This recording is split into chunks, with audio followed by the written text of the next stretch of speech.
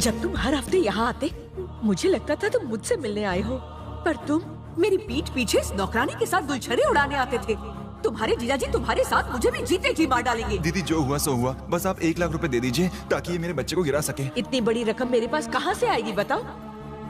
माना घर की बागडोर औरत संभालती है, लेकिन पैसे का सारा लेन देन उनके बड़े बेटे के हाथ में है।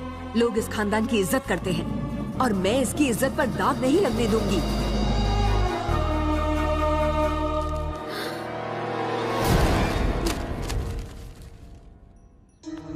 इतना पैसा तेरे पास कहाँ से आया? चोरी चकारी करनी शुरू कर दी? नहीं साहब। तो बता इतना पैसा आखिर तुझे किसने दिया? मैं तुझसे कुछ पूछ रहा हूँ। पैसे मैंने दिए थे पिताजी। क्यों दिए? अबॉर्शन कराने के लिए पिताजी। ए, तू क्या खड़ी खड़ी सुन रही है? पैसे उठाओ, निकल यहाँ से।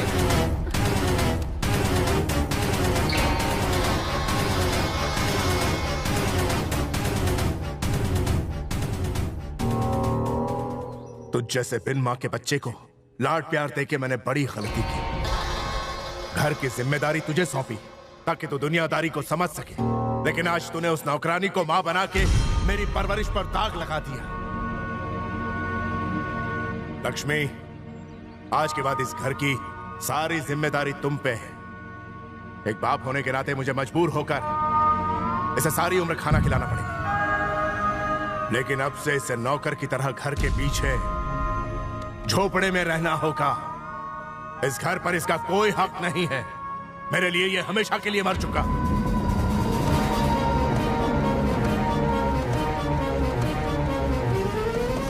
दीदी, सांप भी मर गया और लाठी भी नहीं टूटी। मेरे बेटे को नीचे उतारो। दीदी उतारो। आज के बाद अगर इस घर में आए या मुझे अपनी मनहूस शक्ल दिखाई तो तुम्हें जिंदा नहीं छोड़ूंगी। निकल जाओ यहाँ से। अगर ये बात मेरे पति को पता चल जाती तो वो मेरे भाई की जान ले लेते। मेरे भाई की गलती की सजा उस बेचारे ने अपने सर पर ले ली और आज उसके पिता उसके लिए पराये बन गए।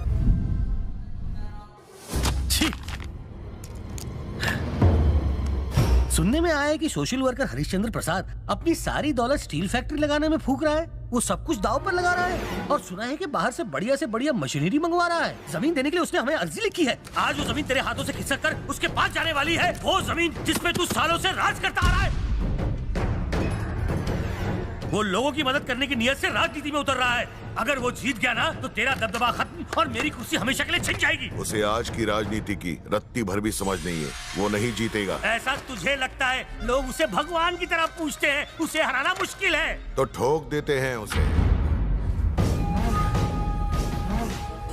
सोशल वर्कर्स और एक्टर्स लोगों को राजनीति में नहीं पड़ना चाहिए और अगर वो फिर भी इसमें कदम रखे तो उनके पैर काट देने चाहिए। ऐसी दर्दनाक मौत दूंगा कि उसकी रूह तक कांप उठेगी।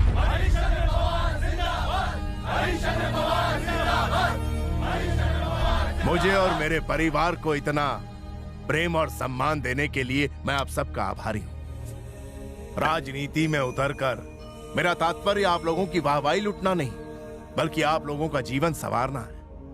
अपना काम काज छोड़कर आप लोगों को यहाँ आने की जरूरत नहीं है। मैं खुद चलकर आपके पास आऊंगा। सर, मैं इस इलाके का इंस्पेक्टर हूँ, फिर भी आपको सिक्योरिटी नहीं दे सकता, मगर वक्त आने पर आपके लिए अपनी जान तक दे सकता हूँ। हमें पक्की खबर मिली है कि जब आप नॉमिनेशन भरने जाएंगे तब आप पर जानलेवा हमला किया जाएगा। जान लेना ऊपर वाले के हाथों में। ऊपर वाले ने हमें एक लक्ष्य के लिए भेजा है। वो लक्ष्य है सबको ताकतवर बनाना, ताकि आप और हम मिलकर अन्याय के खिलाफ आवाज उठा सकें।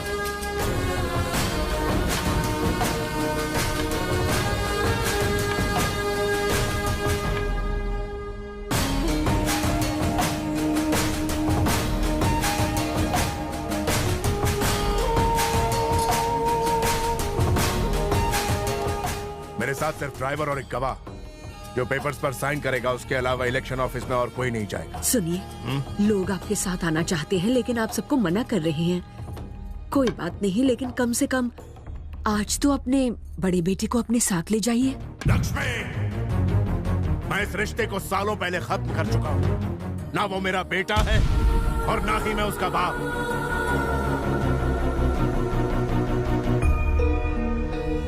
लेकिन मैं अपने जिगर के टुकड़े अपने पोते को साथ ले जाऊंगा।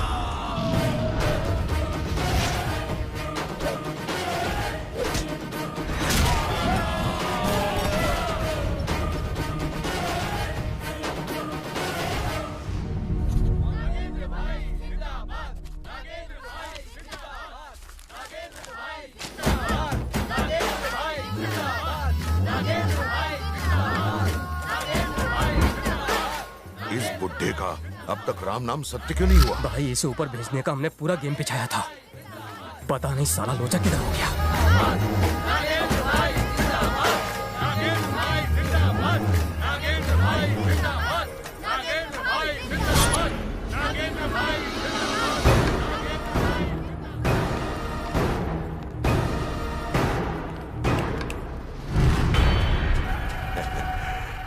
भीड़ से डर गया क्या? ये भ्रम है तुम्हारा। बुढ़ापे में तुझे सुनने के साथ साथ दिखाई भी कम देने लगा है क्या? तुझे क्या लगता है लोगों की भलाई की खातिर अपने पुरखों की सारी संपत्ति दान देकर तूने कोई बहुत बड़ा महान काम कर दिखाया है क्या? राजनीति कैसे करते हैं ये हम सिखाएंगे तुझे। बता रहे इसको। लोग भूखे हो तो अनाज फेंको, अगर खुश हो तो उन्हें दारू पिलाओ और मजे करने दो। जब जी आए किसी के घर में रह लिए, सो लिए और ऐश कर लिए। और अगर कोई तुम्हें अपने इलाके से हटाने की कोशिश करे तो उसका पूरा खानदान साफ कर दो। ये होता है एक लीडर। तुम्हारी सोच गलत है। सरकारी ऑफिस में आया हूँ ना, इसलिए मैं अपने साथ कोई हथियार लेकर नहीं आया हूँ तेरे कहने पर, वरना आज यहीं इस बुड्ढे का सर काट के इसे बताते कि सच क्या है।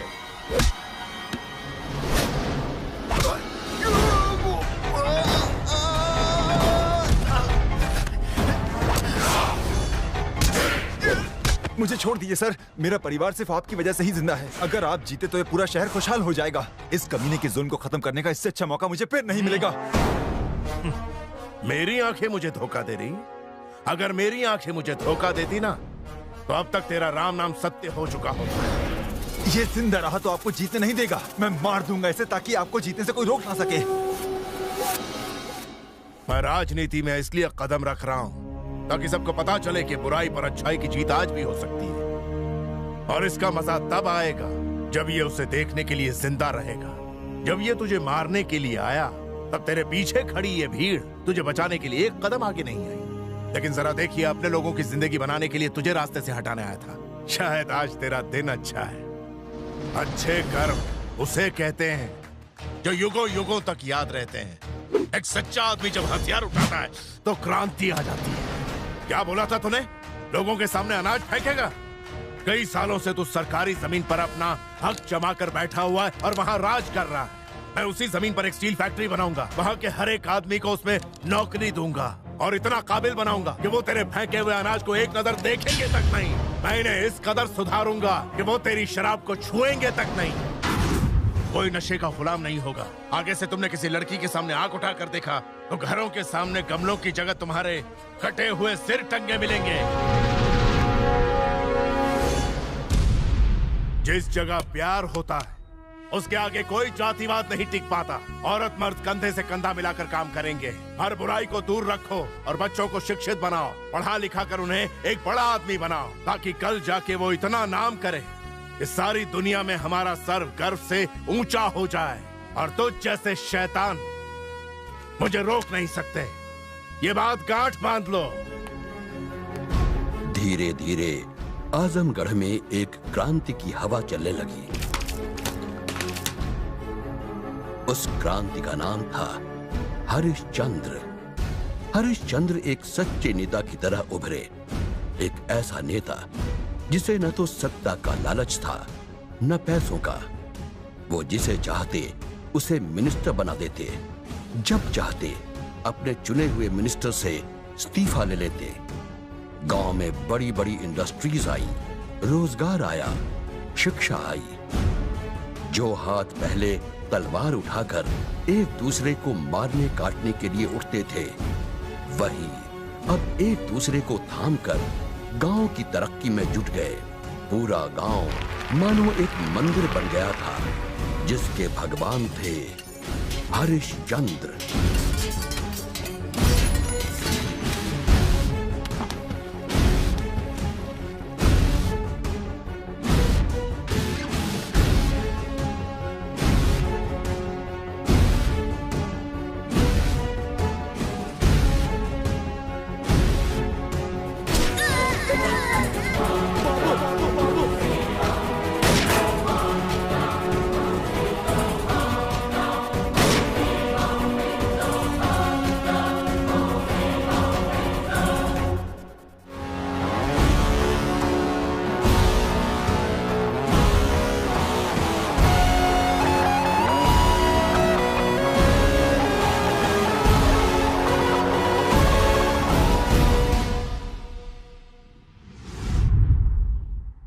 डॉक्टर, अर्जेंट केस है, ब्लीडिंग बहुत हो रही है। इसकी ड्रेसिंग कर दो। Okay sir.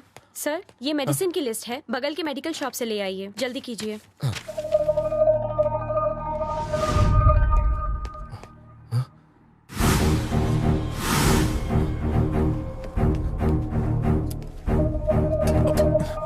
सिस्टर, मेरा भतीजा कहाँ है? मुझे नहीं पता। मैं दवा लेने चला गया था, लेकिन वो अब रूम में नहीं है। देखिए, यहीं कहीं होगा। आपने 5 साल के एक छोटे बच्चे को जाते हुए देखा? नहीं।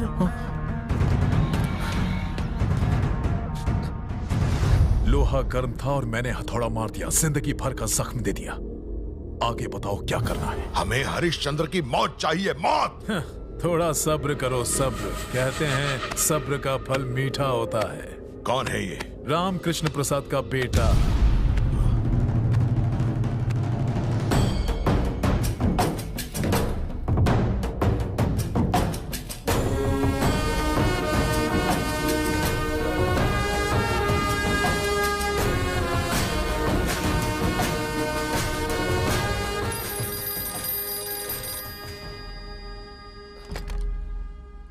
हेलो।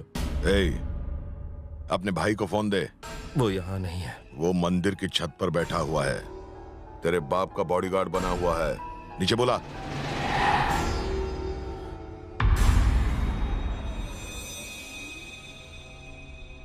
अरे जल्दी बुला। अगर देर कर दी तो तेरे भतीजे को हमेशा के लिए सुला दूंगा।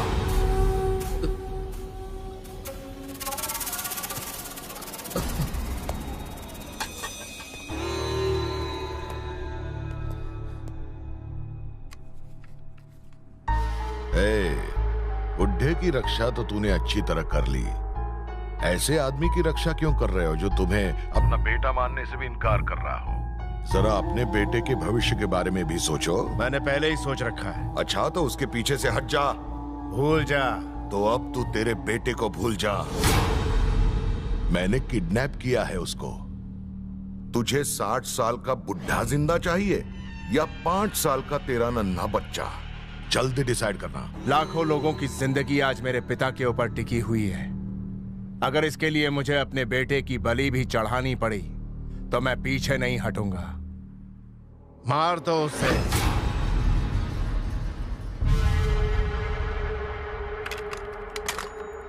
भैया, मेरा बेटा मरा नहीं। सबसे कहना वो कहीं खो गया है। इस उम्र में बाबूजी ये सदमा सह नहीं पाएंगे।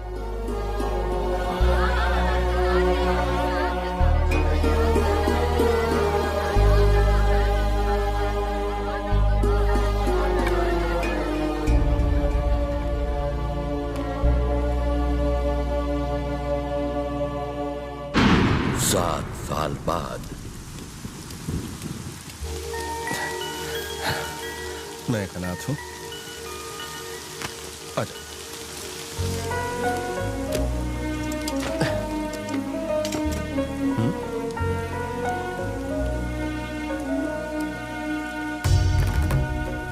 बेटा कौन हो?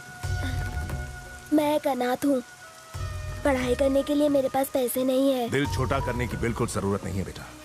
पैसा क्या होता है? पैसा तो आज है कल नहीं है, लेकिन दिमाग तेज होना चाहिए।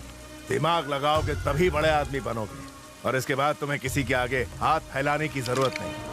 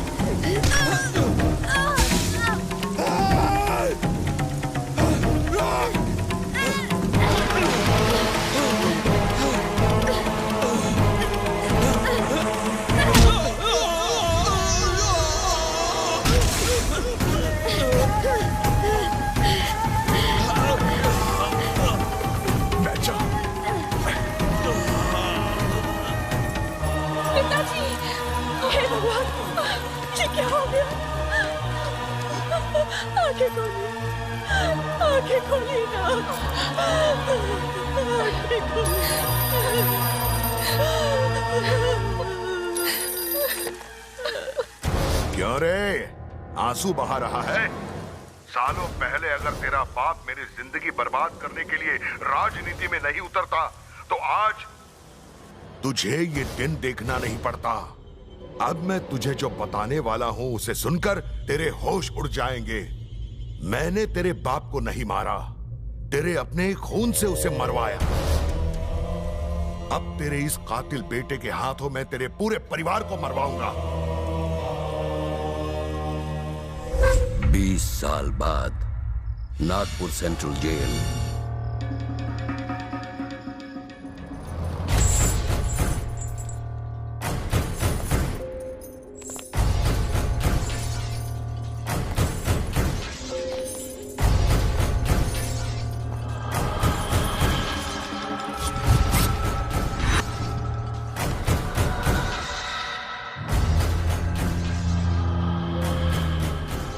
इसे जानवरों की तरह जंजीरों से क्यों बांध रखा है? ये भी हमारी तरह इंसान है। चलो इसकी बेड़ियां खोलो। जंगली जानवर को बेड़ियों में ही जकड़ कर रखा जाना चाहिए सर। रूलिंग पार्टी के लीडर से बात कर रहे हो तुम? तुम्हारा ये डीजीपी भी पानी भरता है मेरे आगे। इसे खोलना है या सस्पेंड होना है? मुझे इससे पूछताछ करनी है। तुम सब यहां से जा सकते हो। तुमने रामकृष्ण प्रसाद को मारने की कोशिश की, जो कि आजमगढ़ के आसपास की 11 कॉन्स्टिट्यूएंसीज पर राज करता है। तुमने 11 बार जेल से भागने की नाकाम कोशिश की। अब आज तुम्हें उसे मारने का मौका मिल रहा है। हम और हमारा पूरा सिस्टम तुम्हारे साथ है। उसे मारने पर तुम्हारा बदला पूरा हो जाएगा और हमारी पार्टी 11 कॉन्स्टिट्यूएंसीज पर जीत जाएगी और अगली सरकार फिर से हमारी बनेगी। उसको मारने के बाद तू मेरा एनकाउंटर करवा देगा और मीडिया बुला के ये पब्लिसिटी करवाएगा कि तुमने रामकृष्ण प्रसाद के कातिल को 24 घंटे के अंदर एनकाउंटर में ढेर कर दिया और अगला इलेक्शन जीत जाएगा। क्यों, यही प्लान है ना? नागेंद्र, डीजीपी ने तो कुछ इसी तरह का प्लान बनाया था। लेकिन मैं तुमसे एक वादा करता हूं, जैसे ही हमारी यहां नई सरकार बन जाएगी, हम मर्सी पिटिशन का सहारा लेकर तुम्हें इन बेड़ियों से आजाद करवा देंगे और हम तुम्हें बना देंगे आजमगढ़ का बेताज बादशाह।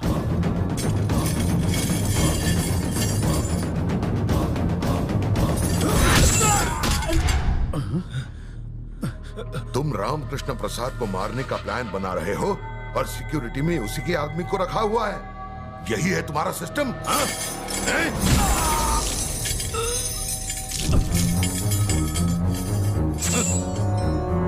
आजमगढ़ में रामकृष्ण प्रसाद को कोई हाथ तक नहीं लगा सकता। दफा हो जाओ। नागेंद्र, रामकृष्ण की भतीजी कल नासिक जा रही है। तुम कहो तो उसे वहीं उठा ले।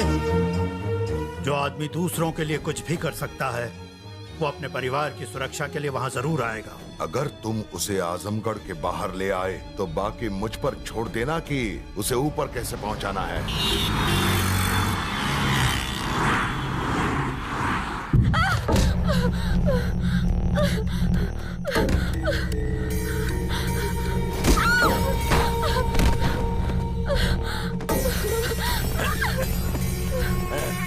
और कितना भागेगी जाने मन?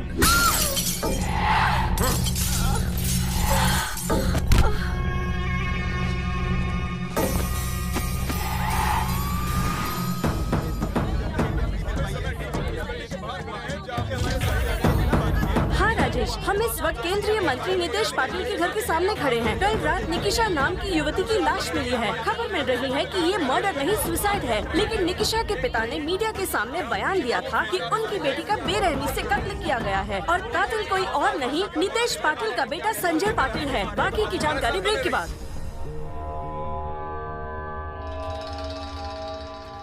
ये कौन है? जिस लड़की का खून हुआ है उसके पिता। आपके पापा ने उन्हें यहाँ बुलाया है। सुबह सुबह मैं कॉफी पीता हूँ क्या? जा जाके मेरे लिए थोड़ी सी विस्की लेके आ जा। पूरा देश निकिशा के पिता और नीतीश पाटिल के बीच हुई मीटिंग को जानने के लिए बेचैन है। उनके बीच क्या बातचीत हुई, इस बात का पता तब तक नहीं चल पाएगा जब तक निकिशा के पिता बाहर नहीं आते। कैमरामैन रवि के साथ संध्या जी न्यूज़। केशव भाव। हाँ सर। गोरेगांव की मीटिंग का क्या हुआ? कैंसिल हो गई सर। तो फिर हीरा नंदानी वाले को यहाँ बुला लो। ठीक है सर। ये निकिशा के पिताजी हैं सर। इसे संभाल के रखो। जी सर। ये है निकिशा के पिताजी। नमस्कार साहब। कैसे हैं आप? बसा बसा बसा बसा बसा। आयुष्मान भव। ये गाढ़वा बड़ों के सामने पैर फैलाकर नहीं बैठते। देखिए ना साहब, अपनी बिटिया के साथ भारी अन्याय हुआ है और ये मीडिया वाले ऐसे प्रमोट कर रहे हैं जैसे कोई फिल्म स्टार हो।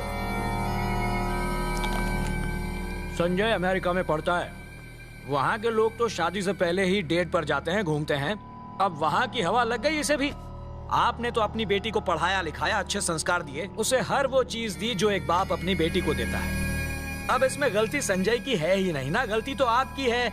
इस जमाने में ऐसी खूबसूरत लड़की पैदा ही नहीं करनी चाहिए थी। लड़के तो पीछे पड़ेंगे ही, जहाँ कहीं फूल देखा भौरे पीछे चले आते हैं। मेरे पास बेकार की बातों के लिए वक्त नहीं है। बताइए मुझे क्यों बुलाया? जब बस अपनी औकात में रह। मेरी किस्मत अच्छी है, मेरे जैसे नेता ने अपने घर बुलाया। तुम जैसों की लड़कियां होती ही हैं हमारी मौज मस्ती के लिए। हम लोग जो चाहे वो कर सकते हैं तुम्हारे और तुम्हारी जवान बेटियों के साथ। साल्या मीडिया में बयान देकर खुद को बहुत बड़ा हीरो समझ रहा है। कुछ नहीं होगा इस कवरेज से। इस देश में न्याय नाम की चिड़िया जिसे अपनी बेटी के लिए ढूंढ रहा है वो कहीं नहीं मिलेगी। एक बात समझ ले तूने क्या सोचा 20 साल से जमाई हुई मेरी इस राजनीति की दुकान को तू एक ही दिन में बंद करवा देगा? हलवा समझा है क्या? उसेड़ दूंगा कुत्रिया। तेरी बेटी के पास पहुंचा दूंगा तुझे भी। केशव भाव। जी सर। चल पकड़िए चेक, पूरे 50 लाख का है। जिस मीडिया के सामने तूने मेरे बेटे को नंगा किया था उसी मीडिया के सामने जाकर उसे कपड़े पहना। चल गए? नहीं लेगा? अरे इसकी बड़ी बेटी दिखने में कैसी है? वो तो उस मरी हुई से भी ज्यादा माल है पप्पा। अक्कल आली तुला। इसको फिक्स डिपॉजिट में डाल, बुढ़ापा आराम से कट जाएगा। चल निकल। आयुष्मान भवा। केशव भाव। जी सर। जरा कान साफ कर लो। उस न्यूज चैनल वाले को बुला लो। सर प्लीज बताइए, आप मंत्री जी से मिलने क्यों आए थे? आपको मंत्री जी ने क्यों बुलाया था? क्या आपको न्याय मिलने की उम्मीद है? बताइए। उनका कहना है कि संजय के अंदर कोई बुरी आदत नहीं है। आपका इस बारे में क्या कहना है? बताइए ना सर। मैं आपके सामने सब कुछ सच सच कहना चाहूंगा। मेरी बेटी बिगड़ गई थी। रात भर पब में घूमना, उसे नशे की लत लग गई थी। उसी नशे की हालत में उसने आत्महत्या कर ली। खैर अब तो मेरी बेटी वापस नहीं आ सकती, इसलिए मैंने सोचा क्यों ना उसकी मौत से थोड़े पैसे कमा लिए जाए, अमीर बना जाए। इसलिए मैंने मिनिस्टर की बेटी पर गलत इल्जाम लगाया। देखा आपने, एक मिडिल क्लास आदमी ने अपनी औकात दिखा दी। उसने अपनी बेटी की मौत से भी पैसा कमाने का मौका नहीं छोड़ा। बेचारे उस सीधे साधे मिनिस्टर के बेटे पर इल्जाम लगा दिया। एक बार फिर यह साबित हो गया कि गरीब अमीर की दौलत और नाम से जलते हैं। Over to studio. Party worker celebrate कर रहे हैं। अरे दरवाजा बंद कर रहे। MDTV की तरफ से आपको congrats sir. Thank you sir. क्या मैं आपसे एक पर्सनल सवाल पूछ सकता हूँ? सर प्लीज मना मत कीजिएगा। पूछो ना। सुना है आपका हट्टा कट्टा बेटा नामर्द है। मैं नहीं कह रहा हूँ, सुना है मैंने। कितनी बुरी बात है। अब आप ही बताइए, एक नामर्द रेप कैसे करेगा? आप जनता को सच बताइए ना सर। जिस साले ने ये खबर दिखाई है उसकी बहन को भेज मेरे पास। फिर देखना भरी मीडिया के सामने मैं बता दूंगा मर्द कौन है और नामर्द कौन है।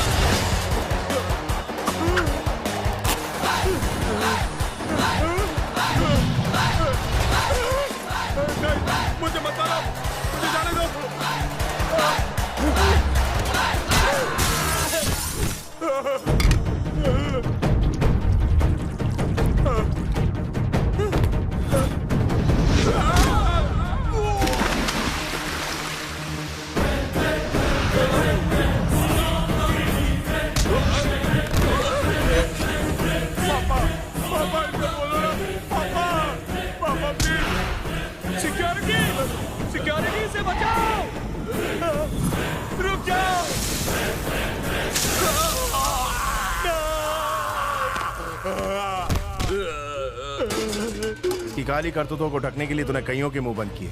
वैसे भी तुझ जैसे घटिया आदमी के पास दौलत के नाम पर कागज के नोट हैं। एक सुपारी लेने वाले के भी अपने कायदे कानून और अपने कुछ उसूल होते हैं। क्या तुम एक किलर हो? मेरे बेटे को मत मारो, जितने पैसे कहोगे मैं दे दूंगा। जिस तरह मौत को पैसों से रोका नहीं जा सकता, उसी तरह मुझे खरीदा नहीं जा सकता। तुम्हारा काम गंदगी फैलाना है और मेरा काम गंदगी खत्म करना। सच कहूं तो तेरी जिंदगी की सबसे बड़ी गलती ये है कि तूने इस हैवान की हैवानियत को रोका नहीं। उसे मत मारो, मैं तुम्हारे हाथ जोड़ता हूँ। मैं मीडिया के सामने आकर सारी सच्चाई बता दूंगा। हेलो, सभी लोग सुनो। हेलो, मिनिस्टर साहब अपना बयान देने वाले हैं। ये केबल और कैमरे से कनेक्ट करो। महाराष्ट्राच्या जनतेला माझा नमस्कार। मेरे बेटे संजय पाटिल ने निर्दोष निकिशा का रेप करके उसकी हत्या की थी। निकिशा के पिताजी को बुलाकर उन्हें डरा धमकाकर मीडिया के सामने गलत बयान देने पर मैंने मजबूर किया था, लेकिन अब मेरी आंखें खुल गई हैं। मेरे बेटे ने जो अपराध किया है उसमें उसका साथ दिया, इसलिए मैं भी अपराधी हूँ। मैंने इस अपराध के लिए खुद को सजा दी है। इतना ही नहीं, मैंने अपने बेटे को भी सजा दी है।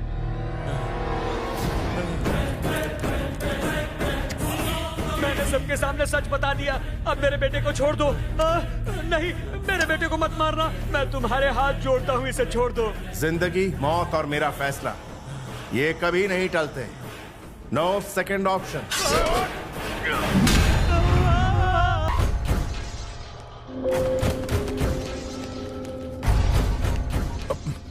भाई, अब जेल से बाहर कब आए? वो सब छोड़ दे, प्लान पल्ले पड़ गया ना? हाँ भाई, लेकिन किसी की भी सुपारी लेने से पहले वो चेक करता है कि मरने वाला इंसान अच्छा है या फिर बुरा है।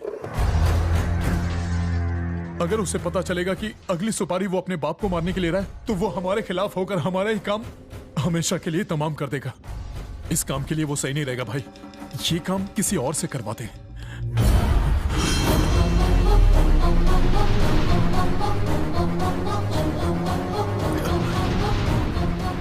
दोस्त था, बचपन का दोस्त।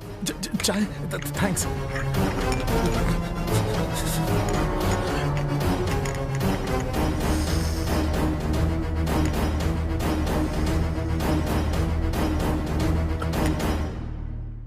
जानता हूं मेरी बात सुनने के बाद तुम्हारे दिल में बहुत सारे सवाल उठने लगे होंगे। एक बड़े घराने के संस्कारी बच्चे को मैंने एक हत्यारा बना दिया।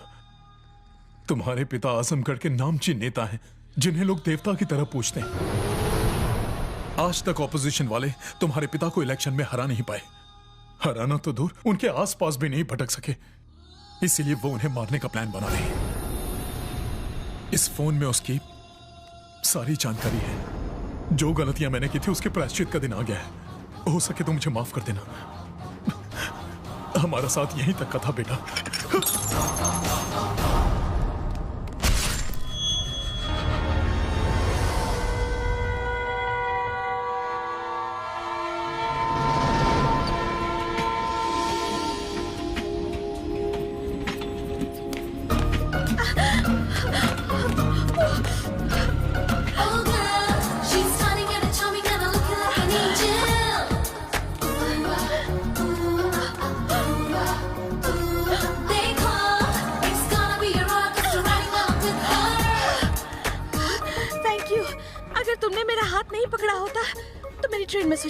अगर मैंने तुम्हारा हाथ नहीं पकड़ा होता तो मैं तुम्हें मिस कर देता। क्या? मतलब अगर सही वक्त पर हाथ नहीं पकड़ता तो मेरी लाइफ की पटरी में तुम एंट्री नहीं मारती। Excuse me.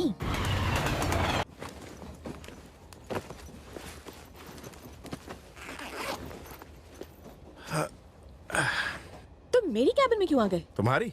मगर पहले तो ये कैबिन रेलवे की थी। देखो, ज्यादा स्मार्ट बनने की कोशिश मत करो। कोशिश क्या करना, मैं तो पैदा ही स्मार्ट हुआ हूँ। इससे अच्छा तो मैं जनरल डिब्बे में चली जाती। मुझे लगा तुम स्पेशल क्लास की हो, मगर तुम तो जनरल कंपार्टमेंट की निकली। तुम क्या मुझे चालू टाइप समझते हो? वैसे शक्ल से नहीं लगती। तुम्हें मेरे बारे में पता नहीं है। मेरा सैंडल नंबर है 10, जूती नंबर 9, थप्पड़ का नंबर 5 और घूसा फ्री में है इनके साथ। अब तुम्हें समझ में आ गया ना सब कुछ? तुमने अपना मोबाइल नंबर नहीं बताया। तुम जैसे लड़के को मैं अपना मोबाइल नंबर दूं?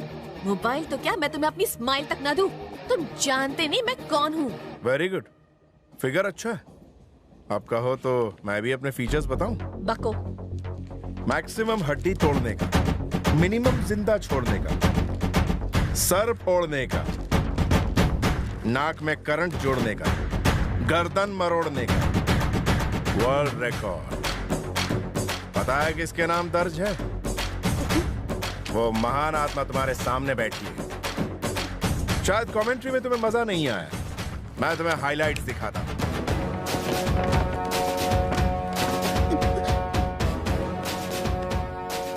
इन लोगों ने तुम्हारा क्या बिगाड़ा है?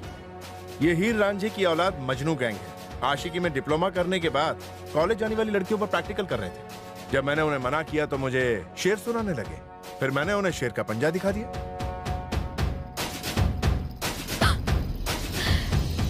ये लड़की कौन है और इसकी नाक पे इतना गुस्सा क्यों है?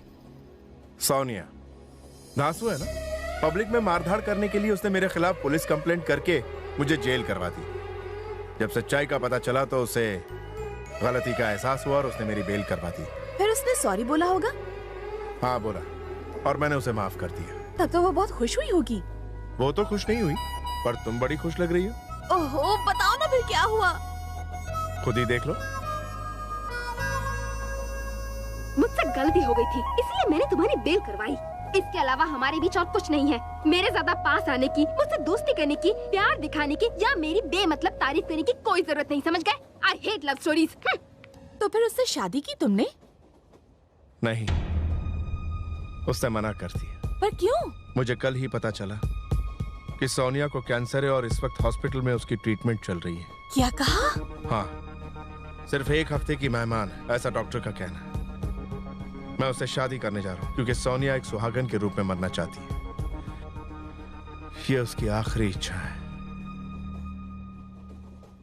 हैंडराइटिंग अच्छी है तुम्हारी? तुम्हारी मुझे भी अच्छी है। क्या लिख रही? यही कि तुम्हारी मुझे मैं कभी नहीं भूल पाऊंगी।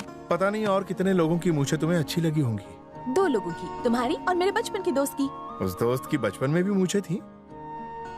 नहीं, वो अक्सर नकली मुझे लगाता था।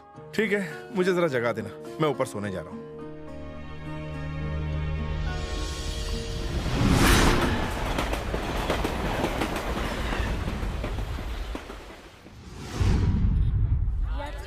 अरे सुनो, हेलो, एक्सक्यूज मी, मेरी एक छोटी सी रिक्वेस्ट है। हाँ बोलो ना।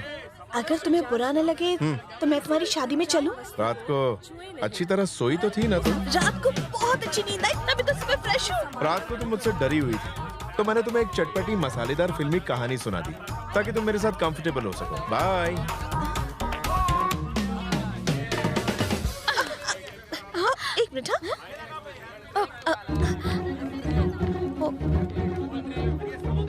ओ नहीं।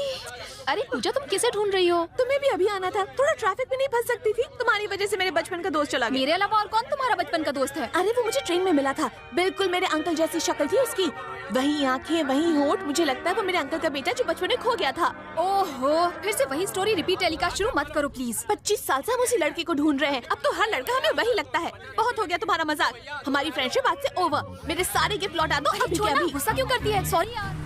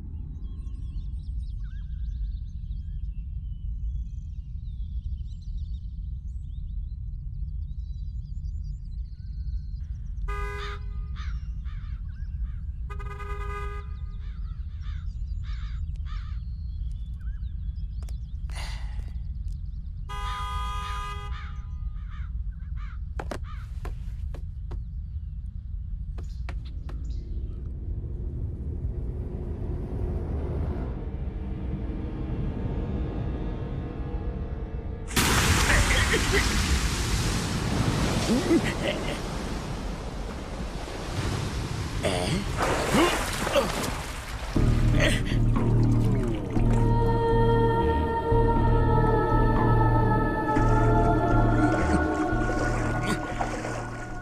लिंक रोड कहाँ है?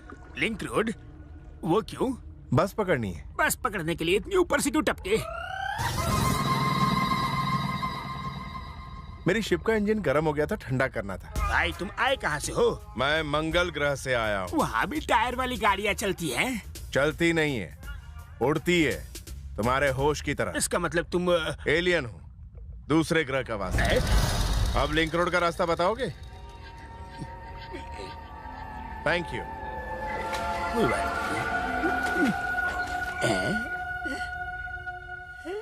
लोग कहते हैं दुनिया में एक शक्ल के 7 इंसान होते हैं। वही लड़का तुम्हारे अंकल का बेटा है, ये कैसे पता चलेगा? मैं तुम्हें बताती हूँ कैसे पता चलेगा। मेरे दादाजी अपने इलाके के दबंग थे। जितना उनका नाम था उतने उनके दुश्मन भी। जब मेरा दोस्त 5 साल का था तो मेरे दादाजी के साथ एक कैंपेन में गया था और दादाजी का दुश्मन उनका पीछा कर रहा था और उसने उन पर गोली चला दी। गोली इस बच्चे को लग गई। लकीली वो बच तो गया, मगर गोली ऐसी जगह लगी है कि न वो दिखा सकता न बता सकता है। मगर उसे गोली लगी कहाँ थी? एग्जैक्टली यहाँ। बड़ी गलत जगह लगी गोली। हम वहाँ देखेंगे कैसे? अगर ये लड़का वही है तो निशान भी होगा। पहले उसे ढूंढो, फिर निशान ढूंढेंगे। किससे मिलना है? आपने मुझे पहचाना नहीं? मैं बॉबी। बॉबी? कौन बॉबी? आपकी बेटी का क्लासमेट बॉबी। बॉबी? तुम हो? करुणा, पूजा, देखो कौन आया है।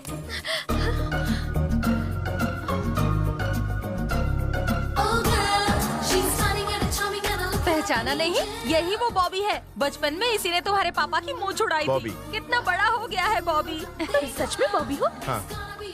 और तुम? तुमने मुझे पहचाना नहीं? मैं पूजा और ये करुणा।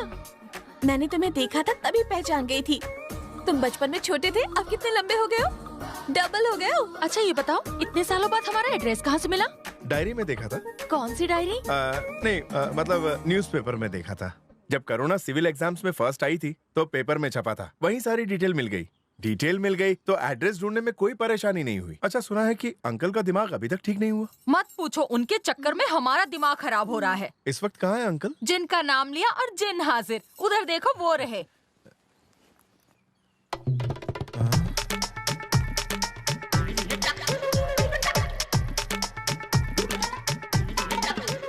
अरे ऐसे दूर से क्या घूर रहे हो? कभी आदमी नहीं देखा? ये करुणा का दोस्त है। जाओ जाके गेस्ट रूम को साफ कर दो और उसके बाद जाके बर्तन और कपड़े भी धो देना।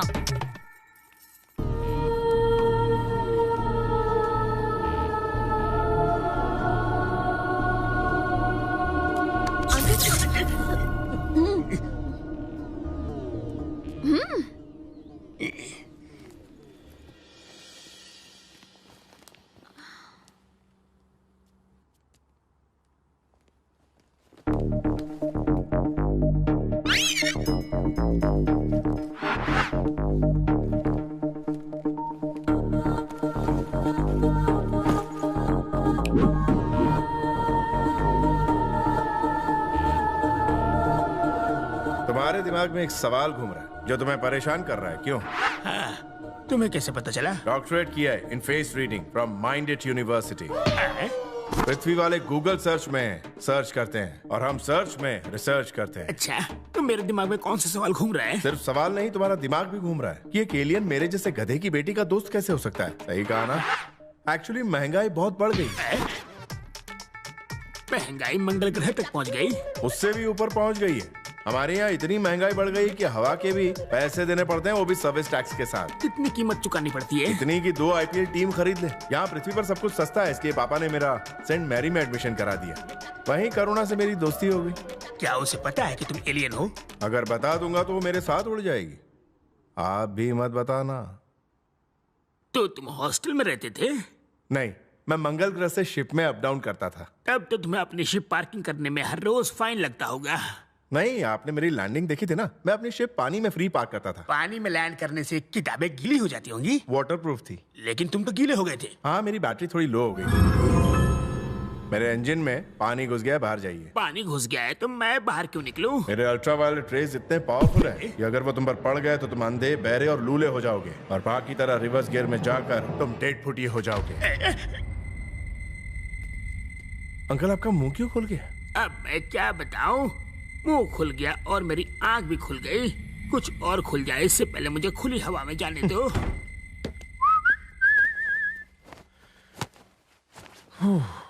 अरे अरे रुकिए रुकिए। क्या हुआ? इस बाथरूम का नल थोड़ा खराब है, दूसरा बाथरूम यूज कर लीजिए। कहाँ है दूसरा वाला? उधर।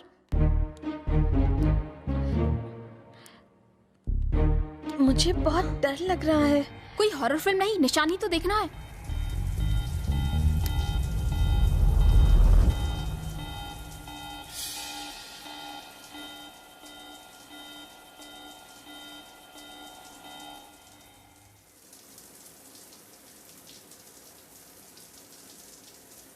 पूजा, ए पूजा, दरवाजा खोल यार।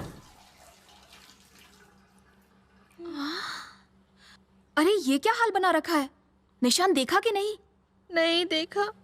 अरे निशान नहीं देखा तो और क्या देखा? अक्सर लोग शावर की तरफ मुंह करके नहाते हैं ना, वो भी दरवाजे की तरफ मुंह करके नहा रहा था।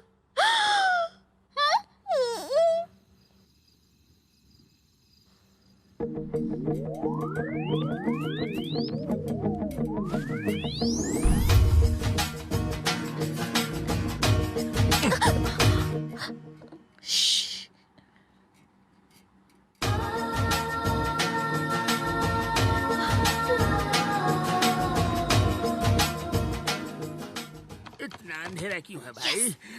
सही बात बन जाएगी। अपनी आंखें तो खोली नहीं। अरे पूजा, डैडी आ रहे हैं, चल भाग यहाँ से।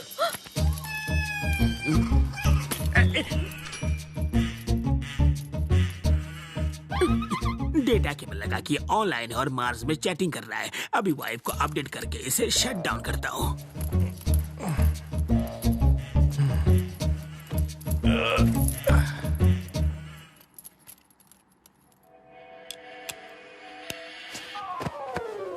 क्या उल्लू की तरह जाग रहे हो? तुम्हें राज की बात बताता हूँ। ये देखो केबल, इसे लगाकर ये मार्स की लड़कियों से चैटिंग कर रहा है। इसे कान में लगा के खुद आंखों देखा हाल सुन लो। समझ में तो नहीं आएगा मगर पता चल जाएगा।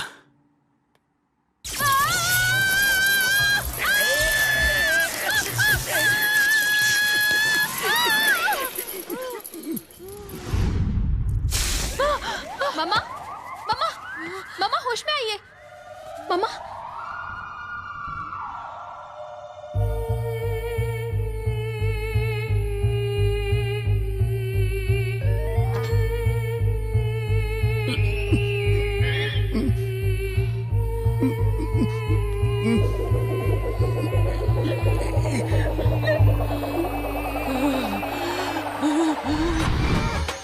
तुम्हारा दिमाग है कि चाइना का माल?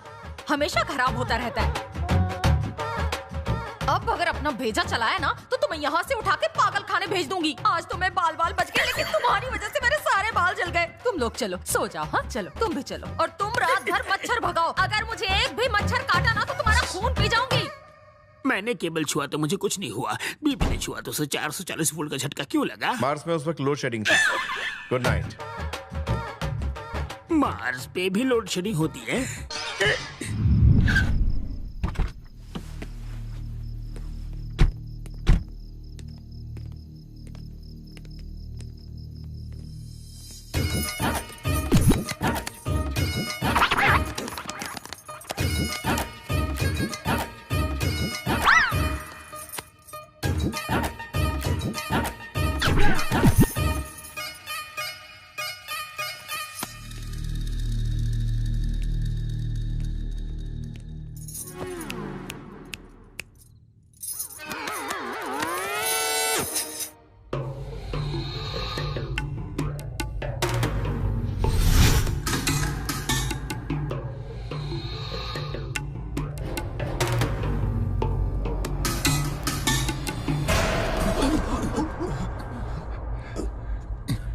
ऊपर से गिरने के बाद भी ये ऊपर नहीं पहुंचा। हाँ यार, 3 मगरमच्छ मर गए जिनके ऊपर ये गिरा था।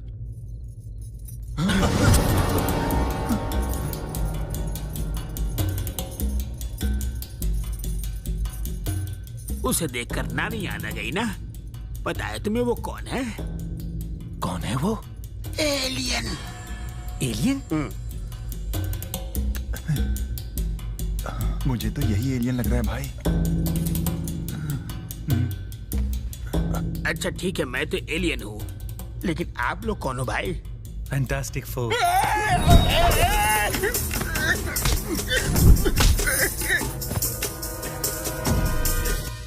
कहाँ गया वो?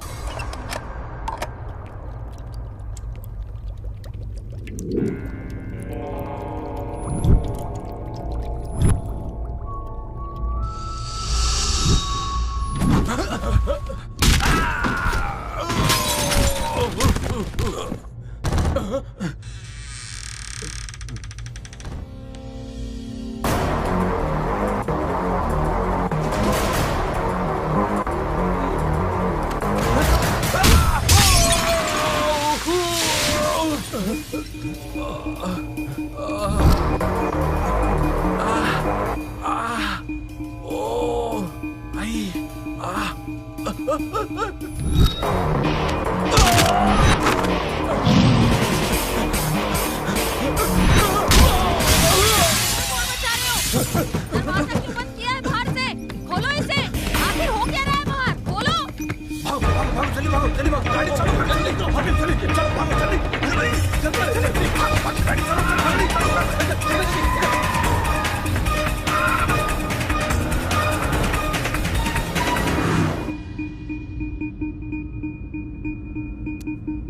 क्या है रे?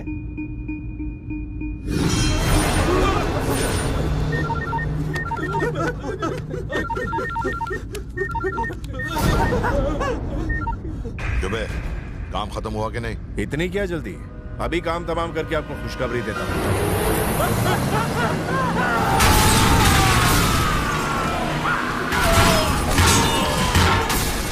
ये आवाज कैसी थी? ये आवाज तेरी तबाही का आगाज है। कौन है तू? वही जो तेरी मौत का कारण बनने वाला है, या यूं समझ ले कि वही जो तेरी मौत बन के आया है। जिसे भेजना है भेज दे, चाहे तो खुद आ जा। मैं तेरी वो हालत करूंगा, तेरी साथ कुछ से देख के हिल जाएंगी, थर-थर कांपने लगेंगी। लड़की को किडनैप कर लिया?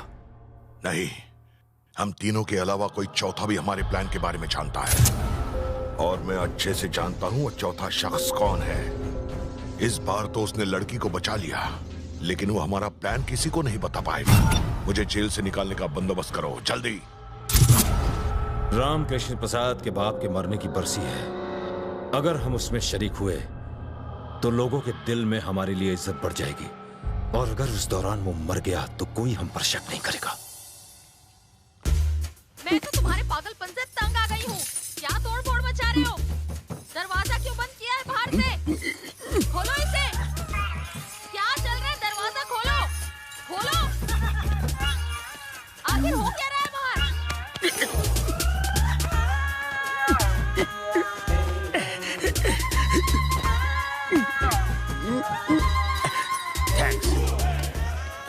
लीजिए, पकड़िए इसे। वो क्यों?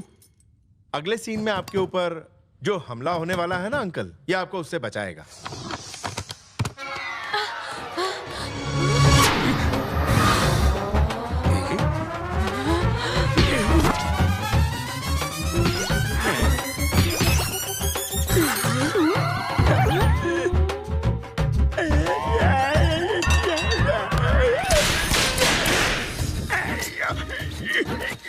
तुम्हारा दिमाग है कि चाइना का माल बार बार खराब हो जाता है। तुम्हारा तो रिप्लेसमेंट भी नहीं हो सकता। तो ऑनलाइन शॉपिंग में बेच दो ना, उसमें तो ऐसे डिफेक्टिव पीस भी बिक जाते हैं। इनको जो खरीदेगा उसे मेंटेनेंस का खर्चा भी देना पड़ेगा। पास में एक योगाश्रम है, वहाँ अंकल की अकल ठिकाने आ जाए। अकल को ठिकाने लगाओ या अंकल को, पर जल्दी कुछ करो।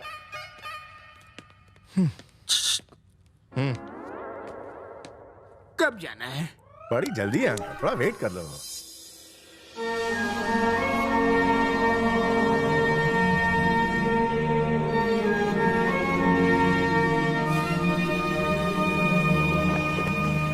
मंगल ग्रह के एलियंस यहाँ इंडिया में आ चुके हैं।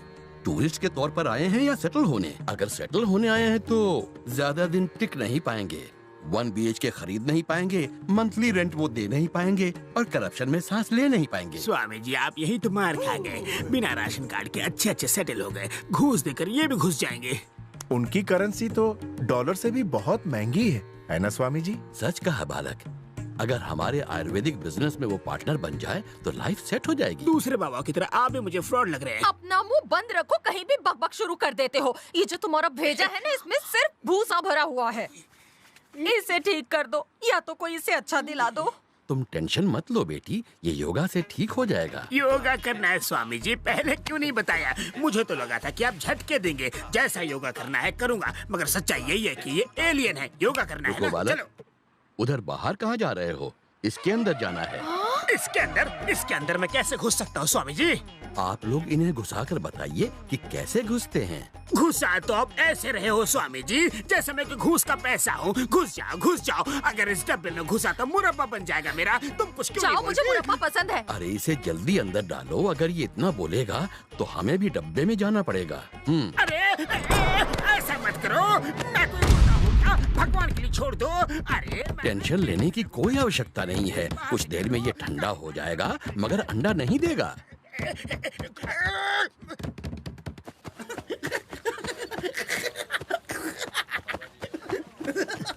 How much? 100 rupees, sir.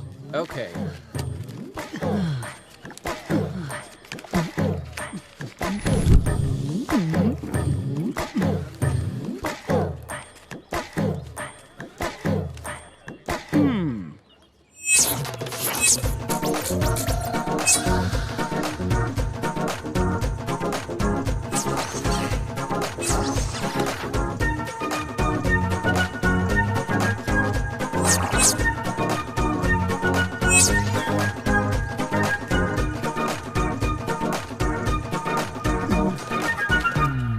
Thanks madam. हाँ? मैडम, जेब काटूं मैं और मलाई खाएंगी आप? ईमानदारी भी कोई चीज होती है। अब मैं जा रही हूँ पिज्जा खाने, रोक सको तो रोक लो। तुम्हें तो पोलियो हुआ था ना? हाथ पैर इतनी जल्दी ठीक हो गए तुम्हारे? कहो तो कटिंग करवा दूं? जैसा मैं कह रही हूँ वैसा करो, नहीं तो जीव कतरों की किताब से तुम्हारा चैप्टर क्लोज कर दूंगी। नहीं मैडम, चैप्टर खुला रहने दीजिए, इसका हम 50-50 कर लेते हैं। मुझे तुम्हारे जैसा पार्टनर नहीं चाहिए। Thank you madam. तुम्हें एक आदमी के पीछे के कपड़े काटने पीछे के? और तभी मिलेगा तुम्हें ये पर्स। एग्जैक्ट लोकेशन बताइए ना मैडम। अपना बायां हाथ अपने पीछे रखो। हाँ, बचपन से ही ऐसी ही अभी बिगड़ी है।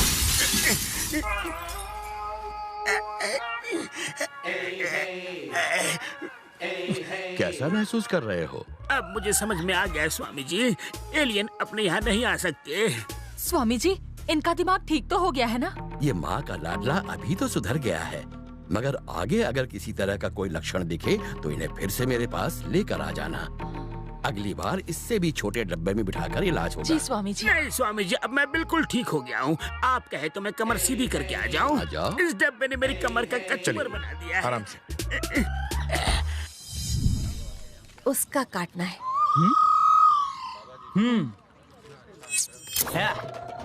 देखो अब मेरे ब्लेड की धार और मेरी कटिंग की रफ्तार।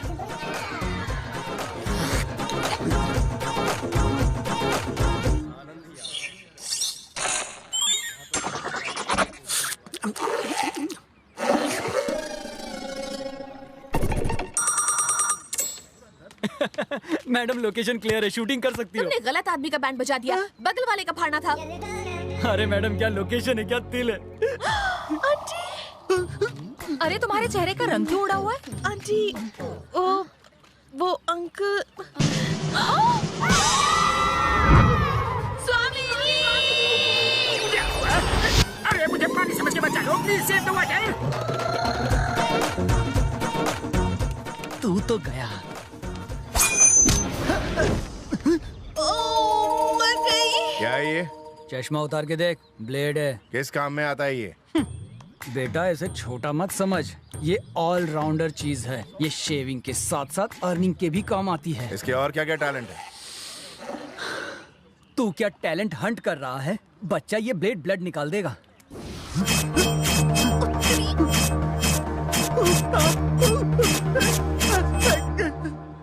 टैलेंट आदमी में होता है, इस ब्लेड में नहीं। आप तो मेरे भी बाप निकले, मेरे साथ साथ मेरे शर्ट की भी हजामत कर डाली। ब्लेड का जो काम है उससे वही काम कर।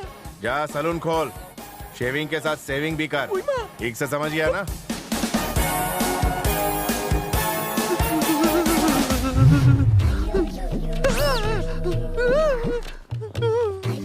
हो गया ना टैलेंट का कबाड़ा। शुक्र है कि इस ब्लेड ने उसके कपड़ों को नहीं टच किया, वरना मैडम आज मेरी भी कटिंग इस कपड़े के मच्छरदानी जैसी हो गई होती। गया तो था वन पीस बनकर और लौटा हूँ कट पीस बनकर। आज का दिन ही खराब है। एक पर्स मारा था, वो भी आपने मार लिया। क्यों ना हम उसका 50-50 करके निकल ले। सॉरी, तुम जैसे जेब कतरों की वजह से ही हमारे देश का नाम दुनिया भर में बदनाम है। मैंने वो पर्स उस फॉरेनर को लौटा दिया। Incredible India. जय हिंद।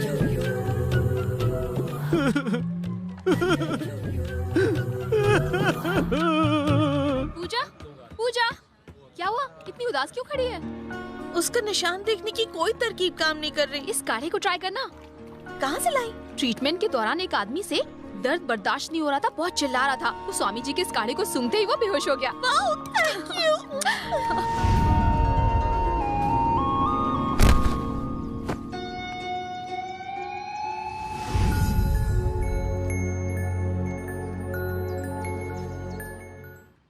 यकीन हो गया ना वो मेरे अंकल का ही बेटा है? 200%। पूजा, हाँ? तुम दोनों यहाँ बैठे और मैं तुम्हें ढूंढ ढूंढ के थक गई। तुम्हारे अंकल कब से तुम्हारा नंबर ट्राई कर रहे थे। दादाजी की डेथ एनिवर्सरी है, भूल गई? हाँ, मैं तो भूल ही गई थी। यहाँ नेटवर्क कहाँ आता है? वहाँ उस तरफ जाओ। ये भी ना।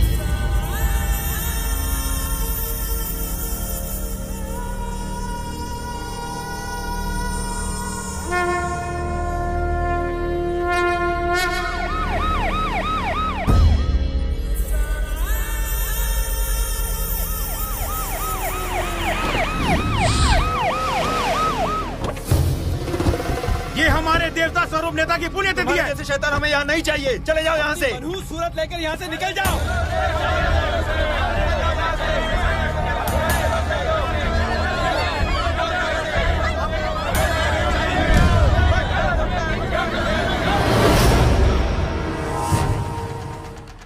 जजमान, लोगों को दिखाकर इसे जल में प्रवाहित कीजिए।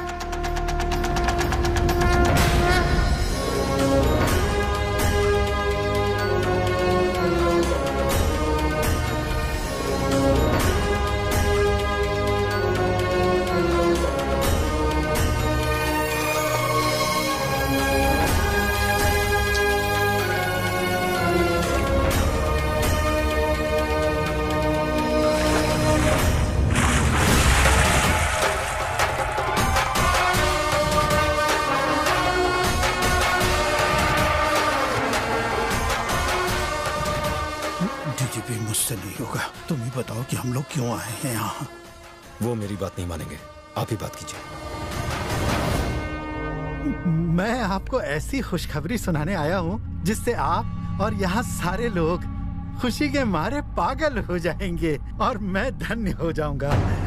आपके पिता हरिश्चंद्र प्रसाद जी ने हर भेदभाव को मिटा दिया, हर घर में रोजगार दिया और एक ऐसे महान इंसान बन गए जिन्हें पूरे आजमगढ़ में देवता की तरह पूजते हैं। आज से ठीक 20 साल पहले उनका स्वर्गवास हुआ था। उन्हें यहाँ के लोगों के दिल और दिमाग में हमेशा के लिए अमर बनाने के लिए यहाँ से थोड़ी दूर जौनपुर में 10 एकड़ की जमीन पर मेरी सरकार ने उनकी 72 फीट ऊंची मूर्ति बनाने का फैसला किया है। वो हमारे भी पूजनीय है, बस आप हाँ कर दीजिए।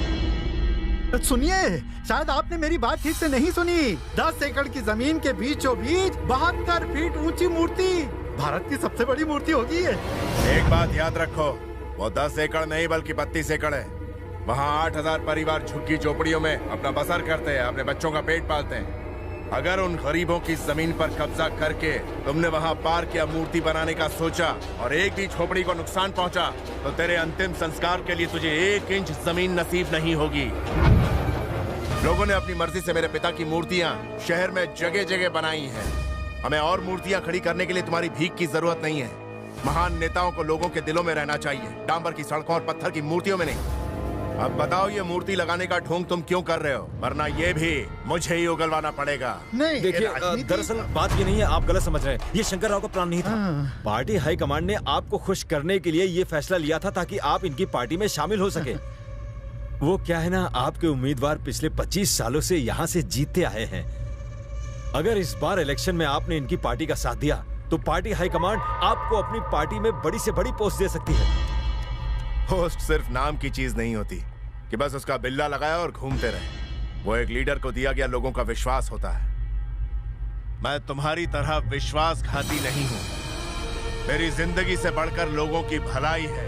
लोगों को मुझ पर विश्वास है, और जो नेता लोगों की ना सोचकर अपने बारे में सोचता है वो नेता नहीं, दलाल कहलाता है। तुम जैसा दलाल जिसका ना तो कोई ईमान होता और ना ही कोई धर्म। चवन्नी चवन्नी में बिकते हैं तुम जैसे टुच्चे नेता। तुम्हारी पूरी पार्टी चवन्नी छाप नेताओं से भरी पड़ी है, यही सच है। तुम मेरी पार्टी और हाई कमांड की असली ताकत जानते कहाँ हो? अरे इन जाहिल लोगों की मदद करने का क्या फायदा? अगर आज के बाद मेरे सामने ऊंची आवाज में बात की या मेरे लोगों के बारे में कुछ भी गलत कहा,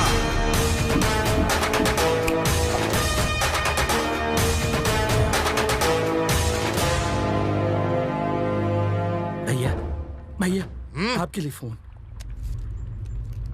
बोलो। कौन बोल रहा है? मुझे इतनी जल्दी भूल गया या याददाश्त कमजोर पड़ चुकी है? तेरा बुरा वक्त अब शुरू होता है। तेरे परिवार से किसी आदमी को नहीं बख्शूंगा। तेरी भतीजी मेरे कब्जे में है। देख कैसी इज्जत की धज्जियां उड़ाता हूँ उसकी। बचा सकता है तो उसे बचा ले, लेकिन इसके लिए तुझे गोरखपुर अकेले आना होगा। मैं तुझे वहीं मिलूंगा।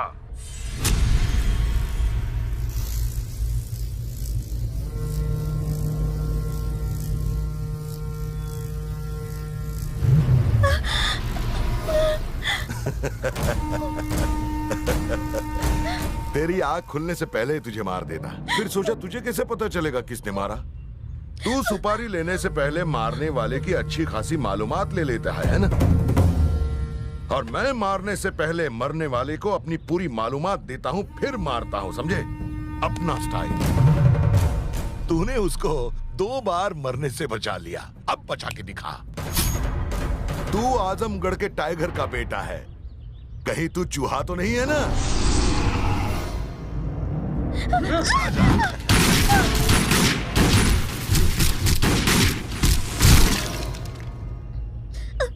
घर वालों ने बड़े लाड़ प्यार से इसे बड़ा किया है। अब तेरे सामने मेरे पंटर लोग इसकी इज्जत लूटेंगे। तू सिर्फ देखता रह जाएगा, लेकिन इसे बचाने के लिए एक कदम भी आगे नहीं बढ़ पाएगा।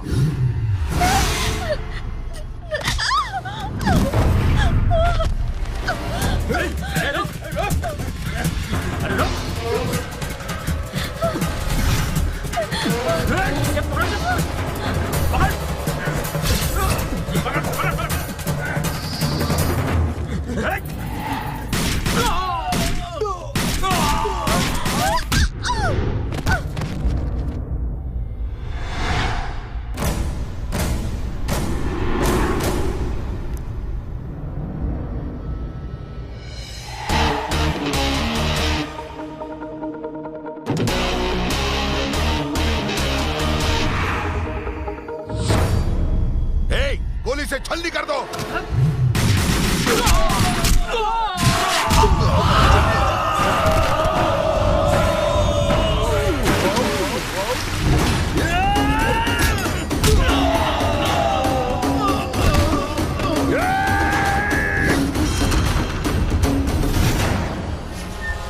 डर मत, ये गन खाली है।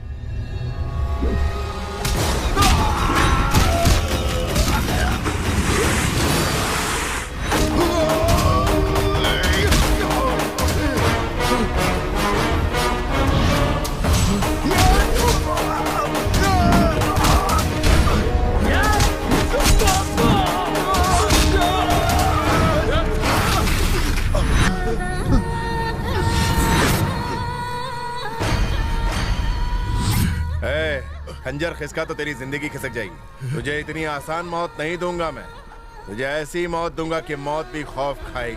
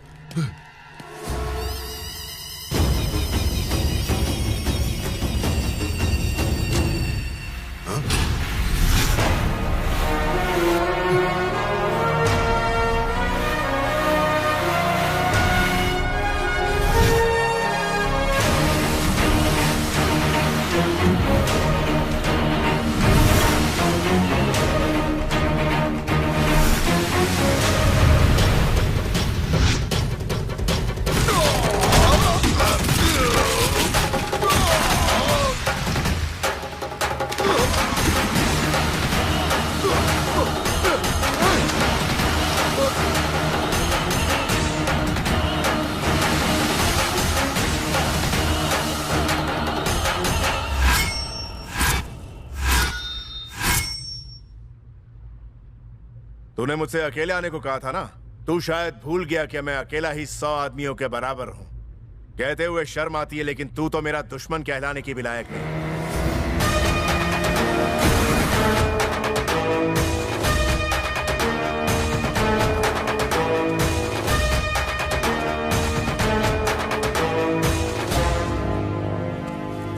ये बता पूजा कहाँ है? सिर पे चोट लगने की वजह से ये बेहोश हो गई है पिताजी। तेरी इतनी जुर्रत कैसे हुई कि तू मुझे अपना पिता कहे? क्योंकि मैं सच जान गया हूँ। जबान खींच लूंगा मैं तेरी। पिताजी मैं यहाँ आपके लिए आया। नहीं, तू यहाँ मेरे रुतबे, मेरे नाम को पाने के लिए आया है। तो चाहे वाल्मीकि बन जा, तुझे मेरा नाम कभी नहीं मिलेगा। मुझे वाल्मीकि नहीं बनना, मुझे आपका बेटा बन के परिवार का ध्यान रखना। इस परिवार का ध्यान रखने के लिए मैं अकेला ही काफी हूँ।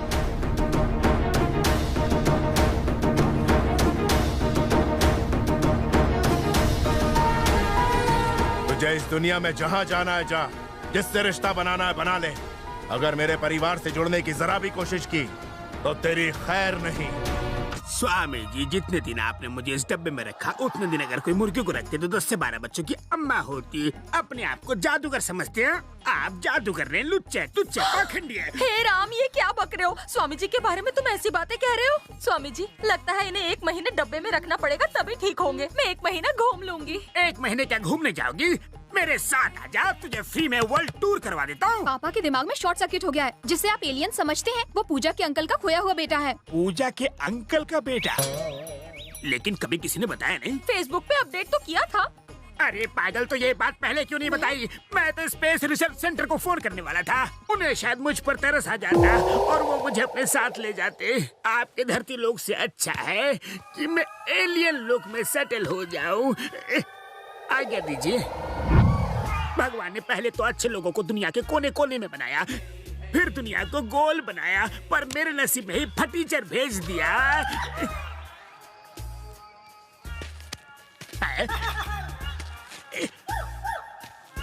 अंकल, आपका दिमाग फिर से घूम रहा है ना? आप सोच रहे हैं कि मैं आजमगढ़ के लीडर राम प्रसाद का बेटा कैसे बन गया? मैं एलियन नहीं हूँ, मैं इंसान हूँ। तो फिर तुम ऊपर से कैसे आए? एक्चुअली कुछ लोगों ने बचपन में मुझे किडनैप कर लिया और अमेरिकन लैब में भेज दिया। वो लोग रिसर्च कर रहे थे कि मंगल ग्रह में जीवन है या नहीं। फिर उन लोगों ने रॉकेट से मुझे मंगल भेजा। वहाँ मुझे कुछ एलियंस ने गोद ले लिया और पाल पोस कर बड़ा किया। मेरी किस्मत फूटी थी कि तुम मेरी जिंदगी में आए। मुझे तो कल ही पता चला कि मैं कोई एलियन नहीं हूँ, राम प्रसाद जी का बेटा हूँ। मैं वापस मंगल गया सच्चाई का पता लगाने, तब जाके सच्चाई से पर्दा उठा। आप मेरे पापा का एड्रेस बताइए ना अंकल, आप जो मांगेंगे मैं दूंगा। अच्छा, मंगल ग्रह से ऑफर लाए हो क्या? मगर जब से तुम मुझसे मिले हो, मैं किसी से मिलने के लायक नहीं बचा। मुझे बस 1 करोड़ दे दो, मैं बिना गेम खेले करोड़पति बनना चाहता हूँ। यहाँ का 1 करोड़ चाहिए या मंगल का? मंगल का 1 करोड़। वो रूलिंग पार्टी के मिनिस्टर्स के बच्चे हैं। आप सब लोग सॉफ्टवेयर इंजीनियर्स हैं, क्यों? तुम लोग अगर कोर्ट गए तो चारों में से किसी एक का ऊपर जाना तय है। बाकी 3 मजबूरी में आके रो धो के हमारे साथ रजिस्टर कर लेंगे, क्यों? तुम सबको सॉफ्टवेयर कंपनियां मोटी सैलरी देती हैं। उन पैसों को अपने बच्चों के लिए बैंक में एफडी में जमा करते हो। अगर तुम ही नहीं रहोगे तो तुम्हारे उन बच्चों का ख्याल कौन रखेगा? चुपचाप इनको जमीन के कागज दो और चलते बनो। सॉरी सर, मैं जानता हूं कि आप करप्शन को बढ़ावा देके हमें धमका रहे हैं, लेकिन हमारे लीडर ने हमें बिना डरे यहां आपके सामने साफ साफ बात करने के लिए भेजा है।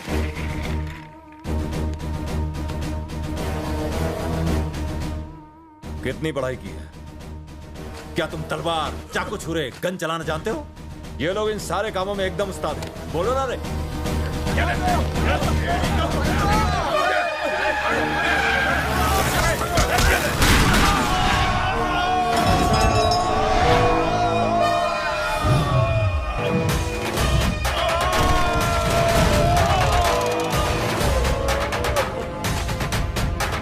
रामकृष्ण प्रसाद जी, प्लीज प्लीज आप चुपचाप यहाँ से चले जाइए। सर, अगर आप जैसे लीडर डीजीपी के ऑफिस के बाहर हंगामा खड़ा करेंगे तो लोगों का पूरी तरह से पुलिस पर से विश्वास उठ जाएगा। प्लीज चले जाइए। क्या लोग तुम पर तब बहुत विश्वास करेंगे जब तुम मासूमों को अपनी ऑफिस में बुलाकर मारने की धमकी दोगे? तुम एक जिम्मेदार ओहदे पर बैठे हो, कभी गलत काम करके इसकी शान को कम मत करना। इनसे कहो इन बच्चों से सॉरी कह के इनकी जमीन छोड़कर यहाँ से चले जाए। हम इन 2 कौड़ी के लोगों से माफी मांगे जो सैलरी पे जीते हैं। सरकार हम चलाते हैं, लॉ एंड ऑर्डर तुम्हारे हाथ में है। फिर इस बुढ़े के आगे झुकने की क्या? तुम्हें बीच में नाक घुसाने की क्या जरूरत थी? सर प्लीज प्लीज आप इसे छोड़ दीजिए। अगर इन्हें कुछ भी हुआ तो मुझे मजबूरन आपके खिलाफ एक्शन लेना होगा। तो इंतजार किसका है? लो एक्शन। मुझे मारने का इससे बेहतर मौका नहीं मिलेगा, ना तुम्हें ना तुम्हारे पॉलिटिशियन बापों को। आखिरी बार कहता हूँ कि इसे छोड़ दो, नहीं तो मैं गोली चला दूंगा। तुम्हारे हाथ में पावर है, तुम्हारे हाथ में गन भी है और तुम्हारी नजरों के सामने क्राइम हो रहा है, तो चलाओ गोली।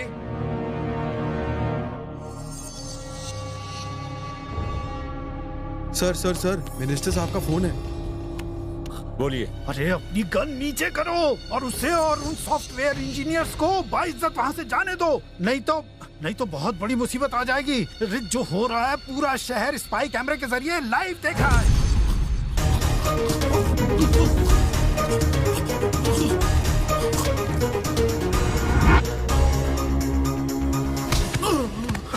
तूने कहा था सरकार तेरी है और तू जो चाहे कर सकता है। अरे तुझे तो सांस लेने में भी तकलीफ हो रही है। पावर अपनी पोजीशन में नहीं होती, अपने आत्मविश्वास में होती है। सॉफ्टवेयर इंजीनियर्स को जमीन खरीदने का हक नहीं है। सच तो यह है कि इन्हीं की वजह से देश तरक्की करता है, जिनकी वजह से आज हमारे स्टेट को पूरी दुनिया जानती मानती। ऐसे होनहार लोगों को डराते हो।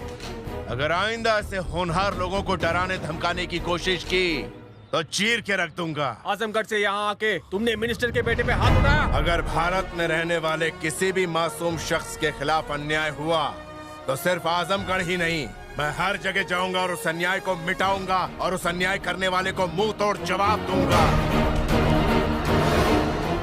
जेल में बैठे उस कैदी से कहो कि मुझे मारने का अच्छा प्लान बना है। मारना चाहता एक शेर को, उस गीदड़ से जाकर कहो एक और कोशिश कर ले।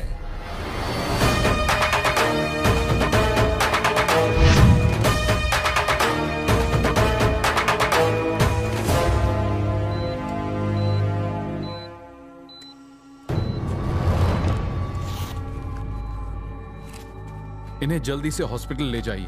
इनकी पल्स रेट तेजी से गिर रही है। अगर इसी तरह चलता रहा तो ये कोमा में भी जा सकते हैं।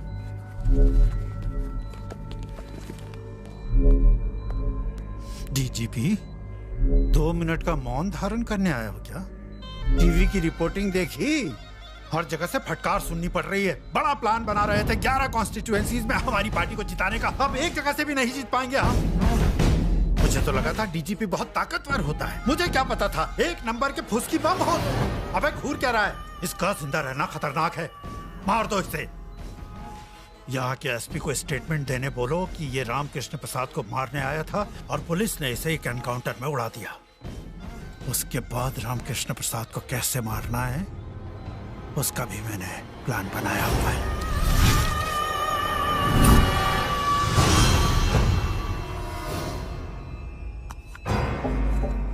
रामकृष्ण प्रसाद को मारना तुम्हारे बस की बात नहीं है। उसे सिर्फ मैं ही मार सकता हूँ। अबे स्ट्रेचर पर लेट कर मारेगा? एक बात सुन लो, उसे मैं नहीं मारूंगा, उसे मारेगा उसी का बेटा। क्या उसका बेटा? अबे चोट लगने से दिमाग फिर गया है क्या? एसपी को फोन करके ये पूछो कि क्या सालों पहले उसके थाने में एक बच्चे के खोने की कंप्लेंट दर्ज हुई थी या नहीं। उसका बेटा अपने परिवार की तलाश में आजमगढ़ जरूर जाएगा। बस एक बार वो वहां की जमीन पर पैर रख ले। मैं बस इतना ही चाहता हूं। उसके बाद कुछ ऐसा करूंगा कि जो लोग उसे भगवान मानते हैं वही उसे हैवान मानकर उससे नफरत करेंगे।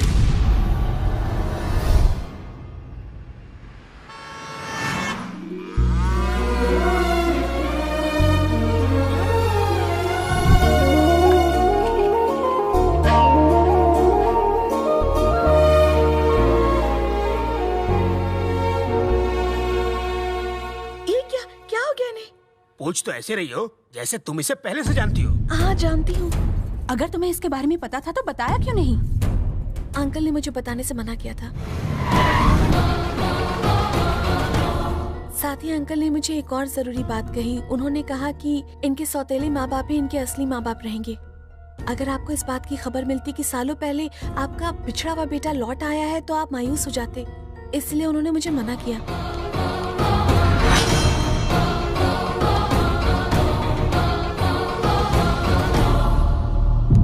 क्या हुआ, तुम रुक क्यों गए? अंदर आओ बेटा। जिंदगी में मेरी सिर्फ 2 इच्छाएं हैं। मैं इस घर में अपने पोते और बेटे को एक साथ देखना चाहती थी। मेरा पोता तो वापस आ गया है। अब तुम इस घर के अंदर आकर मेरी दूसरी इच्छा भी पूरी कर दो। सिर झुकाए खड़े रहोगे तो कुछ हासिल नहीं होगा। मैं इसके सामने गिड़गिड़ाया, हाथ पैर जोड़े, फिर भी नहीं माना। सिर पे जोर से लकड़ी मार के बेहोश कर दिया, फिर यहाँ पे लेके आया। कितना मुश्किल काम था। अरे इस चक्कर में मेरी 20 लाख की रोलेक्स की घड़ी गुम हो गई। गई तो गई, लेकिन मैं इसे सीधा यहाँ पर लेके आया। आप हमारे घर के चिराग को यहाँ लेकर आए हैं। रोलेक्स की घड़ी तो छोटी चीज है, मैं आपको उससे भी महंगी दिला दूंगी। घड़ी के साथ साथ मेरे गले से सोने की चेन भी कहीं खो गई। आते वक्त रास्ते में ही गिरी होगी।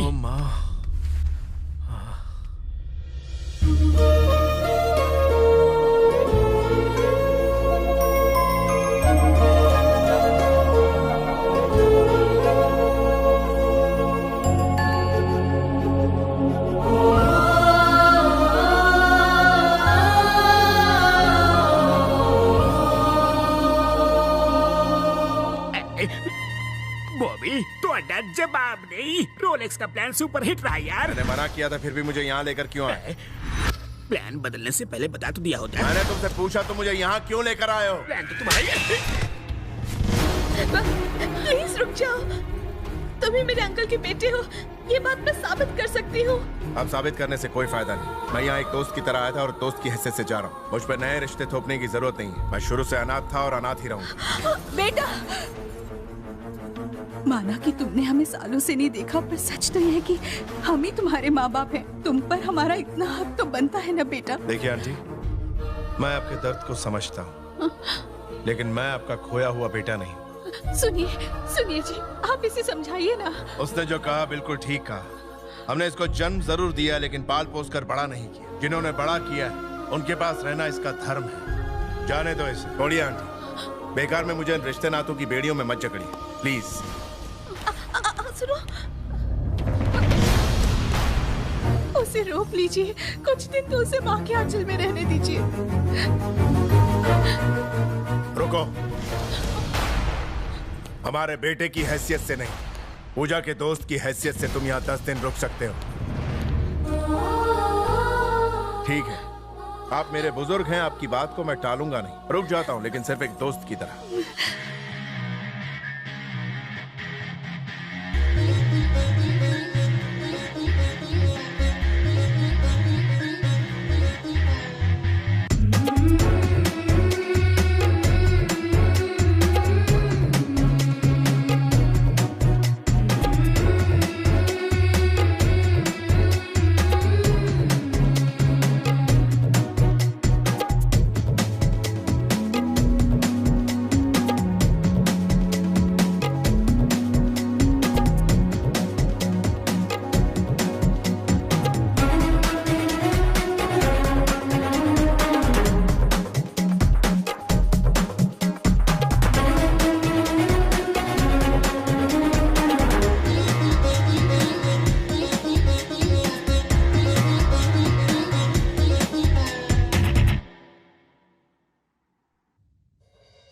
रुको।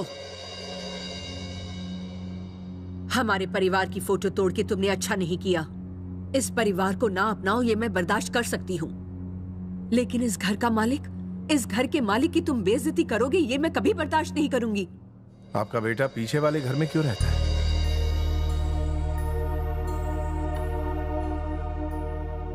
वो मेरा बेटा नहीं है, बल्कि तुम्हारे दादाजी की पहली पत्नी का बेटा है। तुम्हारे दादा ने मन मार के बड़े बुजुर्गों के कहने के बाद मुझसे शादी की थी। जानते हो वो कितने सख्त आदमी थे। वो कभी किसी की भी गलती को अनदेखा नहीं करते थे।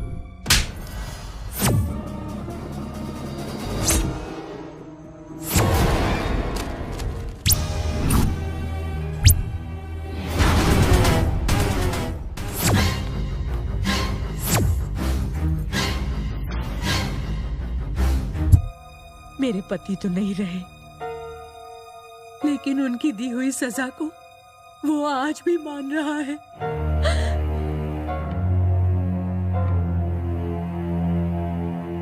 रोलेक्स तो गई।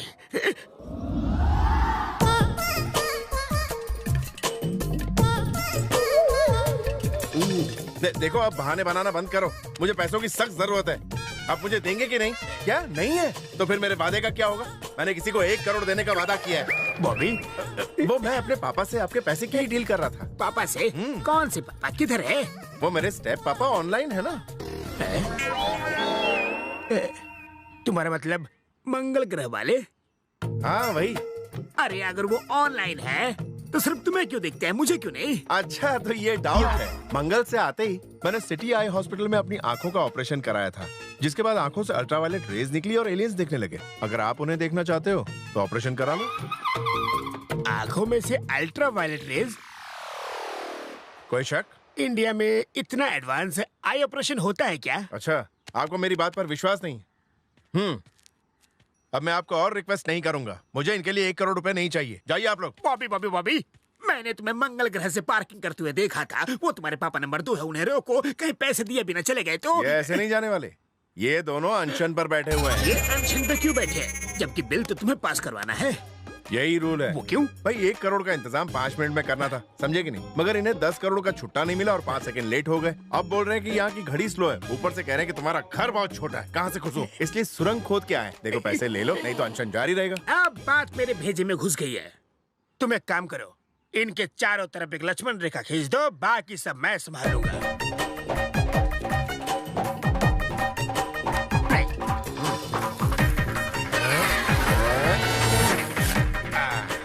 बॉबी, अब तुम जाओ और चैन की सांस लो। फिर आपके पैसे का क्या होगा? वो मैं वसूल कर लूंगा। कैसे?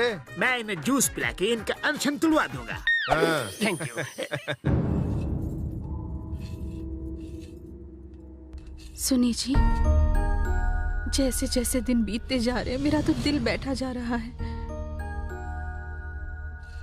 उसके जाने का दुख तो आपको भी हो रहा होगा ना। मैंने आज तक आपसे कुछ नहीं मांगा, पर आज मांग रही हूँ। आप मेरे बेटे को मेरे आंचल में ही रहने दीजिए।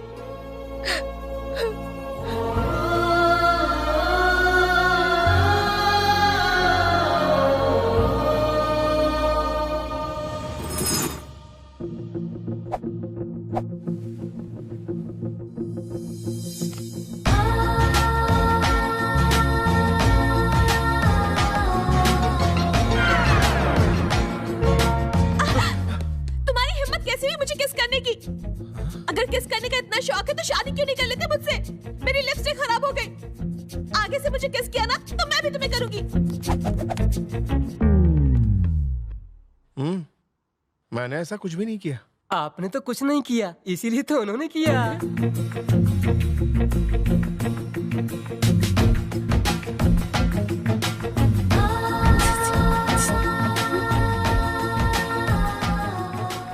किस लिए बुलाया मुझे? किस के लिए? देखो, ये सब अच्छी बात नहीं है। आखिर तुम मेरे साथ ऐसी हरकतें क्यों कर रही हो? क्योंकि मेरे राजा तुम ये सब नहीं करते मेरे साथ, इसलिए। ये क्या कह रहे हो तुम? शादी से पहले टेस्ट ड्राइव करना चाहते हो? नहीं तो शादी नहीं करोगी मुझसे? भैया, बिना टेस्ट लिए शादी करेंगे तो क्या बिगड़ने वाला है, और टेस्ट लेके भी शादी करेंगे तो भी क्या उखड़ने वाला है। हालात तो वही रहने वाले हैं। बिटिया, छोड़ना मत। देखा तुमने, कैसे तुम मेरे जाल में फंस गए? काश तुम मेरी बाहों में हमेशा के लिए आ जाओ मेरे राजा।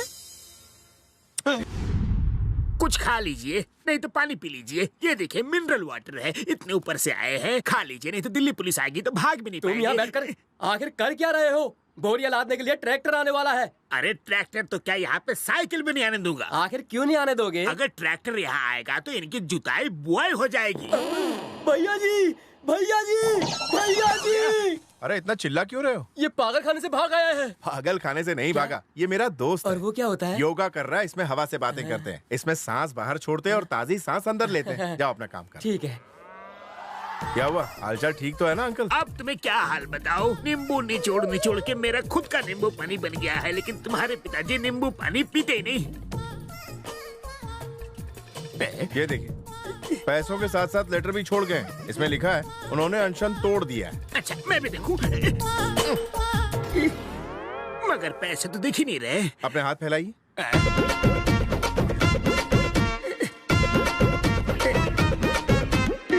एक्चुअली वो 50-50 लाख के 3 बंडल छोड़ गए, जिसमें से 50 लाख आपकी टिप है। आपने उन्हें नींबू पानी पिलाया ना, अब नाराज नहीं होना। लेकिन ये बताओ, मुझे पैसे दिख क्यों नहीं रहे? जब आपको पैसे देने वाले ही नहीं दिखाई दे रहे तो पैसे कहाँ से दिखाई देंगे? अरे ये सब छोड़ो, मुझे बस पैसे देखने हैं। मुझे भी उस हॉस्पिटल का एड्रेस दे दो जहाँ तुमने अपनी आंखों का ऑपरेशन करवाया था। ये सारे पैसे मेरे हैं। एक बात बताता हूँ, शॉर्टकट से पैसे कमाना भूल जाओ, अपनी मेहनत से पैसे कमाओ। आगे से शॉर्टकट नहीं मारोगे ना, जाओ निकल लो। I love you।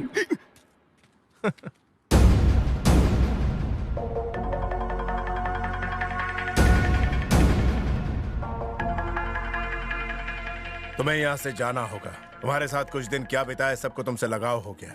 यह इस परिवार और मेरे इलाके के लिए बहुत खतरनाक है। जैसे आए थे वैसे ही चले जाओ।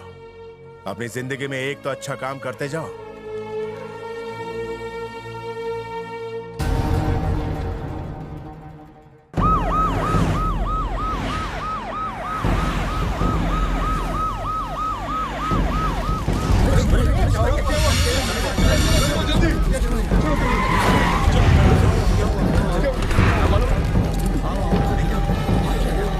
रुक जाओ।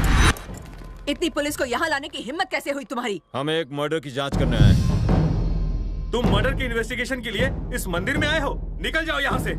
ये देखिए, हमारे पास सबूत हैं और कोर्ट ने जरूरत पड़ने पर उसे गिरफ्तार करने का हुक्म भी दिया है। ये लोग ऐसे नहीं मानेंगे, इन लोगों को सबक सिखाना ही पड़ेगा। रुक जाओ। अगर इनके पास कोर्ट का ऑर्डर है तो कानून को अपना काम करने दो।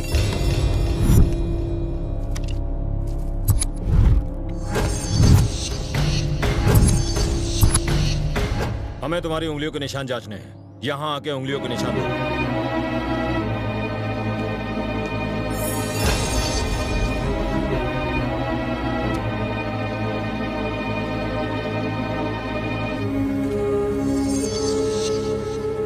सर, खूनी के फिंगरप्रिंट्स और इसके फिंगरप्रिंट्स दोनों मैच हो रहे हैं। यही है हत्यारा।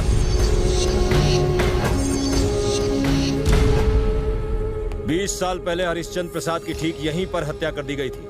उन्हें मारने के लिए इस देसी कट्टे का इस्तेमाल हुआ था। खूनी का पता लगाने के लिए परिवार में हर किसी की उंगली का निशान लिया गया था।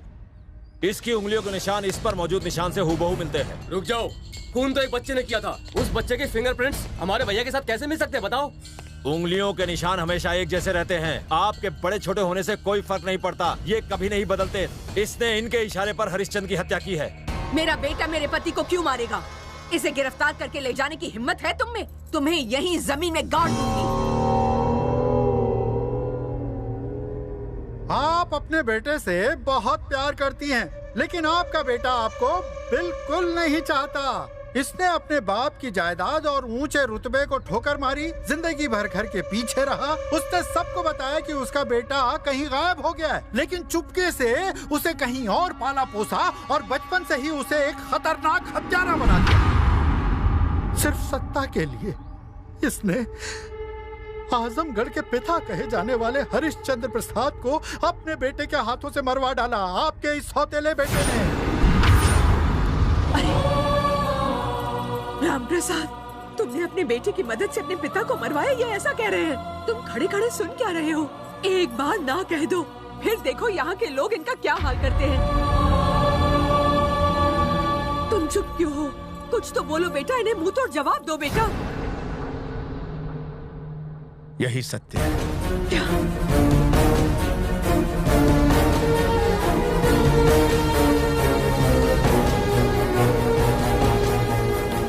छूना मत छूना मुझे। तुमने तो उनका पिंडदान किया था, अब कहते हो तुम्ही ने उनकी हत्या करवाई। आज तो बेटा तुमने उनकी आत्मा की भी हत्या कर दी।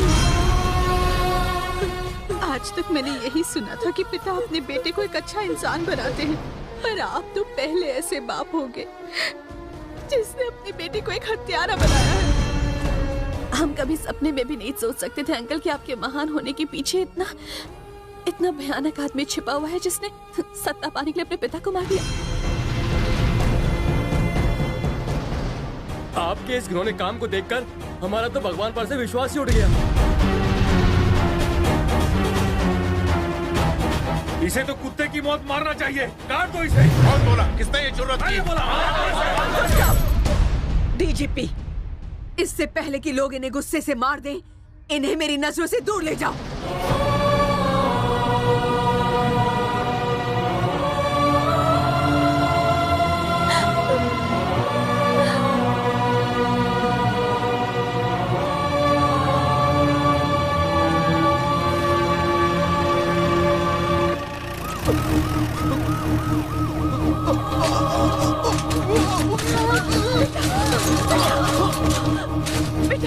हाथ मत लगाइए। आपने जो भी किया वो देखने से पहले काश मैं मर जाता। क्या कहा तूने? तुझे देवता को भगवान कहने में शर्म आ रही है? आज आजमगढ़ ने अपना भगवान खो दिया है। क्या भैया, आप अपने पिता के हत्यारे की तरफदारी कर रहे हो? सिर्फ तरफदारी नहीं कर रहा, बल्कि मैं उससे दिल से पूछता हूँ और पूछता रहूंगा। क्या कहा था मेरे भाई को? नरक में भी जगह नहीं मिलेगी। जब सरकार ने भी तुम्हारी परवाह करना छोड़ दिया था, तब मेरे पिता ने तुम्हें अपना बच्चा मान के तुम्हारी जिंदगी संवारने के लिए अपना खाना पीना उठना बैठना सब भूल गए थे। मेरा भाई एक पहाड़ की तरह उनके पीछे हमेशा उनकी रक्षा करता रहा। अब बोलो। मेरा भाई वो भगवान है जिसने तुम सब लोगों की खातिर अपना बेटा न्योछावर कर दिया और उफ तक नहीं की।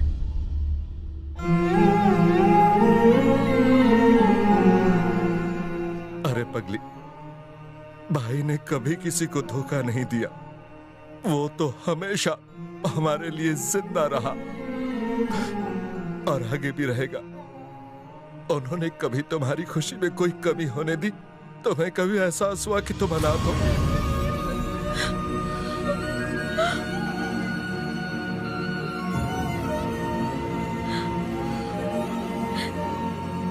ये आप क्या कह रहे हैं अंकल? मैं एक अनाथ हूँ? मैं इस परिवार का हिस्सा नहीं हूँ? आज से 25 साल पहले जब पिताजी फॉरेन इन्वेस्टमेंट लाने के लिए लंदन कॉन्फ्रेंस में गए थे, तभी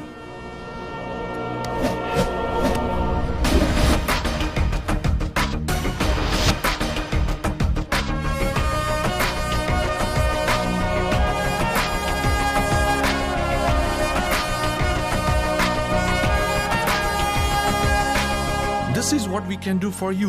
Please set up your steel plant in Australia. Thank you. Thank you Mister Peterson. Australia की प्रेजेंटेशन तो बहुत अच्छी थी। अब हमारे अगले प्रेजेंटर हैं इंडिया से मिस्टर हरिश्चंद्र प्रसाद।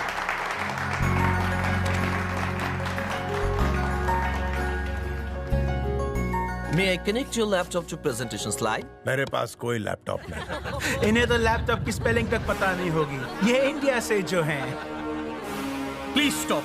जो देश टेक्नोलॉजी का सहारा नहीं लेता, वहां भला हम पैसे इन्वेस्ट क्यों करें? आपको भी एक विजुअल प्रेजेंटेशन देना होगा। जो देश एक प्रेजेंटेशन नहीं दे सकता, वहां इन्वेस्ट करने से हमें तो एक जीरो ही मिलेगा। अच्छा, ये बात है। जीरो के बिना मैथमेटिक्स नहीं होता, और मैथमेटिक्स के बिना तुम्हारे कंप्यूटर लैपटॉप किसी काम के नहीं, कचरे का ढेर हैं ये। और इस जीरो की इजाद करने वाले हमारे आर्यभट्ट थे। और अपने देश की महानता के बारे में और कुछ बताऊं, या ये बताऊं कि हमारे देश में ही आपको प्रोजेक्ट क्यों लगाना चाहिए? I am sorry, please carry on mister Prasad. ये रिपोर्ट सबको दे दीजिए। Okay sir.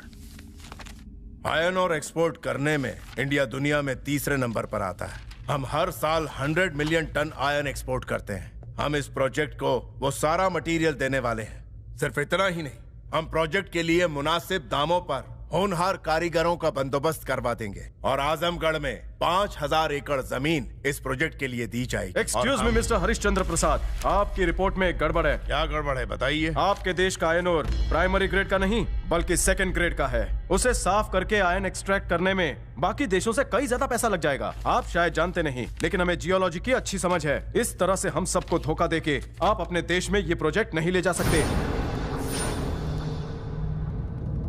आजादी मिलने के इतने सालों बाद भी इन इंडियंस ने कुछ हासिल नहीं किया, भ्रष्टाचार, गुंडागिरी, पॉलिटिक्स और नक्सलिज्म के अलावा।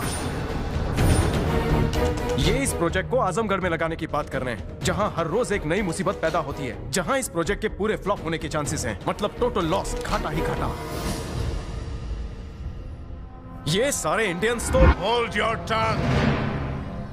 ये बताओ तुम किस देश के रहने वाले हो? इंग्लैंड। वही ना जहां क्रिकेट का जन्म हुआ? You're absolutely right. वो महान देश मेरा ही है। तुम्हारे देश ने आज तक एक भी वर्ल्ड कप जीता है? तुम्हारे देश ने हमारे देश पर 150 साल राज किया। मेरा देश अंतरिक्ष में सैटेलाइट्स अपने लिए तो क्या दूसरे देशों के लिए भी लॉन्च करता है। तुम्हारा देश करता है क्या? हमने क्या हासिल किया है? अगर मैं बताना शुरू करूं ना तो तुम्हारी जिंदगी बीत जाएगी सुनते सुनते। हमारी सरकार में कुछ नेता भ्रष्ट हो सकते हैं, पर आम जनता नहीं। लोन लेने के बाद उस लोन को चुकाने के लिए हम जी जान लगा देते हैं, लेकिन किसी से धोखाधड़ी नहीं करते। आजमगढ़ में अगर एक नेता भी भ्रष्ट होगा तो मैं गारंटी लेता हूं कि उसे वहां से खदेड़ दूंगा। ये प्रोजेक्ट अगर यहाँ आ जाए तो लोगों को रोजगार मिलेगा। हर घर का एक व्यक्ति अगर इस प्रोजेक्ट से जुड़ता है तो उनके जीवन का स्तर ऊंचा हो जाएगा, उनके परिवार में खुशहाली छा जाएगी। मैं एक अच्छा उद्देश्य लेकर यहाँ आया हूँ, आपको धोखा देने। Stop it! मुझे इस बहस में कोई इंटरेस्ट नहीं। सेकंड ग्रेड का आयरन ओर यूज करने से हमें कैसे कोई नुकसान नहीं होगा? Please explain this. रिपोर्ट का सिर्फ तीसरा पेज पढ़कर आपने बंद कर दिया। अगर 5वें पेज पर जाएंगे तो जवाब मिल जाएगा। हमारे देश में कच्चा लोहा सेकंड ग्रेड का, ये बात सच है, लेकिन हम जिस मटेरियल से कच्चे लोहे को क्लीन करते हैं वो सस्ता है, डोलोमाइट। अगर आपकी जियोलॉजिकल भाषा में कहूं तो कैल्शियम, मैग्नीशियम, कार्बोनेट हमारे देश में इन सब का भंडार है। Am I right, gentlemen? Congratulations, sir. Congrats. Thank you. Congratulations, Thank sir. Congrats, sir. Thank you. Congratulations, sir. Thank you. बढ़िया presentation. Thanks. Expansion is life. Contraction is death. खुद के लिए तो जानवर ही जिया करते हैं। वैष्णव जन तो तेने कहिए जे पीड़ पर आई जाने रे, ये बापू ने कहा है। Congratulations, sir. Thank you. That's fantastic, sir. Thank you. आपने तो मेरी आंखें खोल दी। अब मैं भी इस प्रोजेक्ट में इन्वेस्ट करूंगा। इलेक्शंस जीतने के बाद मेरे पिता ने आजमगढ़ में स्टील फैक्ट्री शुरू करने के अपने सपने को साकार करने के लिए कई एनआरआईज को इंडिया बुलाया। उन्होंने उनके रहने का इंतजाम गवर्नमेंट गेस्ट हाउस में करवाया। तुम्हारे माता पिता भी उसी गेस्ट हाउस में थे।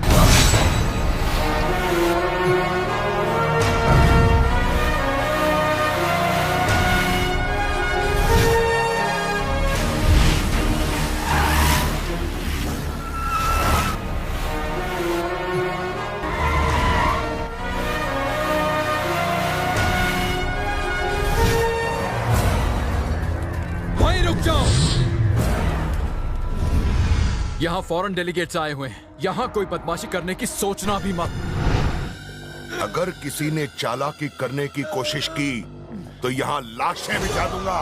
यहाँ पर प्रोजेक्ट शुरू होगा तो लोगों को रोजगार मिलेगा। तुम्हें तो खुश होना चाहिए। फिर क्या प्रॉब्लम है? प्रॉब्लम तो तुझे होगी जब मेरा भाई तेरी बीवी को उठा लेगा। क्या कर रहा है? दूर हट! अबे मैंने इस माल को छुआ तो तुझे इतना गुस्सा क्यों आया? ये मेरी पत्नी है। पत्नी है? शादी को कितना वक्त हो गया है रे? 7 साल। 7 साल पुरानी पत्नी को छुआ तो सूट पहने बाबू को गुस्सा आ गया।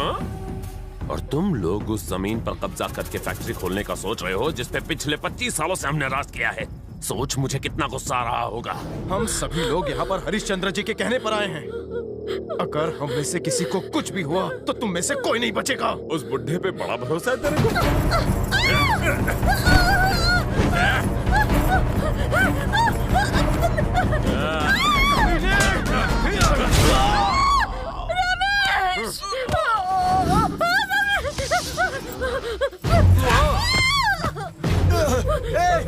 कोई रोको उसे।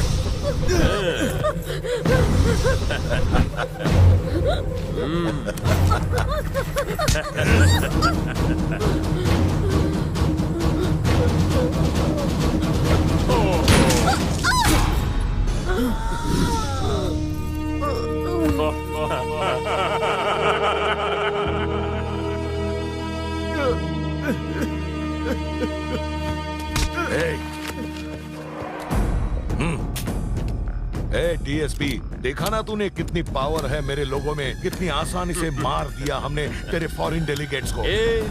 ये लोग रूलिंग पार्टी के एमएलए की जमीन पर फैक्ट्री बनाने का सपना देख रहे हैं। तूने देखा ना यहाँ अभी क्या ड्रामा हुआ? जा जाके ये उस बूढ़े को बता दे। और ये पकड़, इन पेपर्स पर उस बुड्ढे की साइन लेकर आना। इसमें लिखा है कि ये लोग यहाँ इन्वेस्ट नहीं करना चाहते। ये लैंड सरकारी नहीं है, ये प्राइवेट लैंड है। बिल्कुल देर मत करना, 30 मिनट बाद एक एक करके सबकी लाशें यहां गिरा दूंगा। जा, जल्दी जा।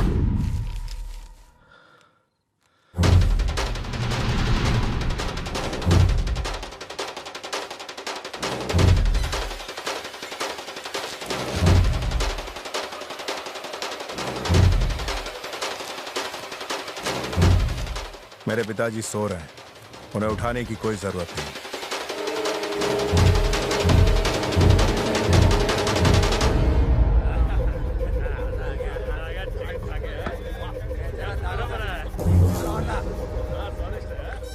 भाई 1 घंटा पूरा हो गया और इंतजार नहीं होता।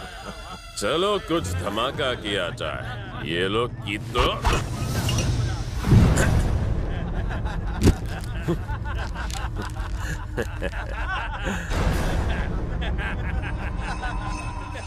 उस बुड्ढे पर विश्वास करने से बेचारे भोले भाले लोगों की जानें चली गईं। इसमें हमारी कोई गलती नहीं है, किस्मत का खेल है।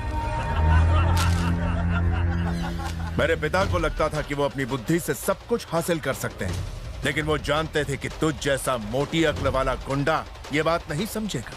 तूने सही कहा था, इस जमीन पर खून खराबा होके ही रहेगा। अपना खून बहाने के लिए तैयार हो जा।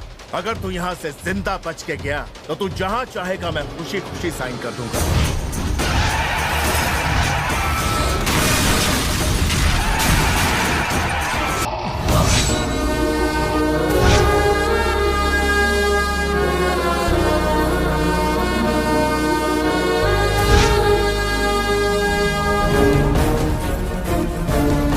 मेरे 100 लोगों को मारने के लिए देखो एक अकेला सरफिरा आया है। 100 कुत्तों को मारने के लिए एक ही शेर काफी होता है। आओ सालों, अगर दम है तो।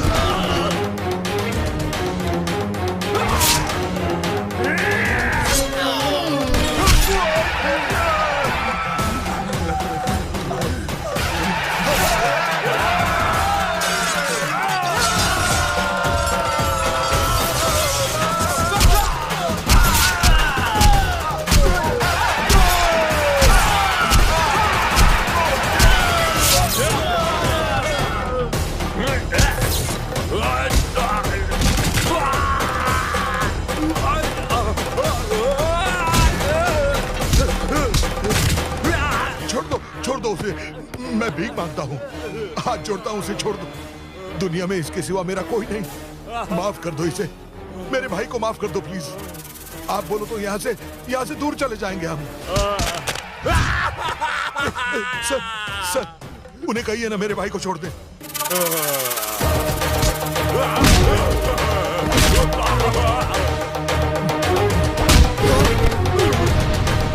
मैं अपनी गलती मानता हूँ, छोड़ दीजिए इसे। इसे छोड़ना मत सर, इस हत्यारे ने इस मासूम बच्ची को अनाथ बनाया है। शर्म और लज्जा, नीति नियम, दया और धर्म, जिसके अंदर ये गुण नहीं होते उसे मैं तो क्या धरती माँ भी स्वीकार नहीं करती। तेरे खून से इस धरती को लाल करने की कसम खाई है मैंने।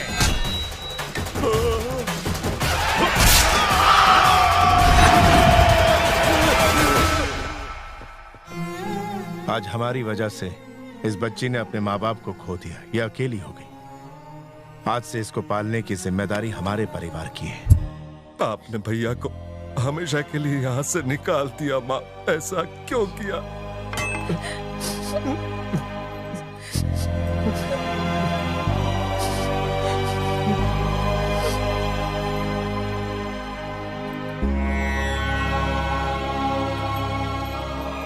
मुझसे गलती हो गई, मैं उसे घर लाऊंगी।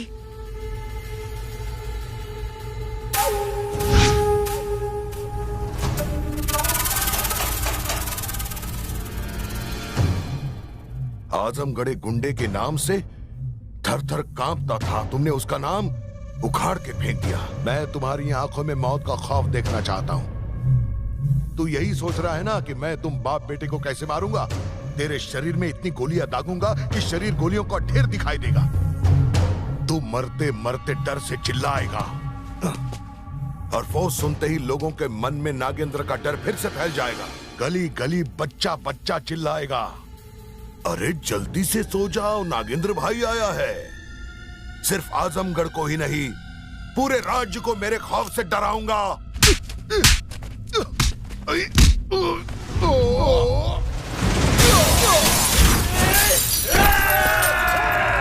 रुक जाओ।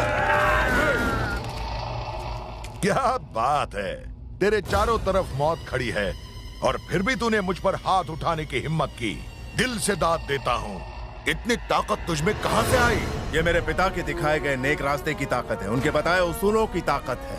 अरे कौन से उसूल? जिंदगी से बड़ा उसका मकसद होता है। अगर वो मकसद लोगों की भलाई के लिए हुआ तो बुराई चाहे कितनी भी बड़ी हो, अच्छाई के आगे घुटने टेक देती है। तेरे बाप के उसूल उसकी जान नहीं बचा पाए, तुझे कैसे बचाएंगे? उस बोर्ड पर जरा नजर घुमा। बोर्ड?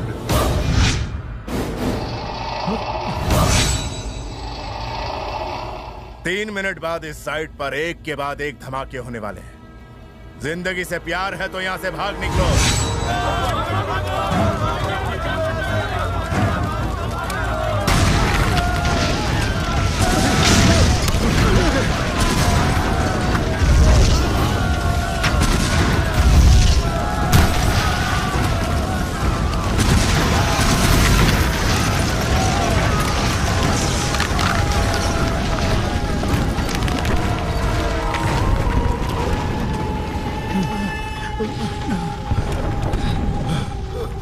अरे भैया, जान बची तो लाखों पाए। लगता है वो बाप बेटे तो अपने आप ही मर खप गए होंगे।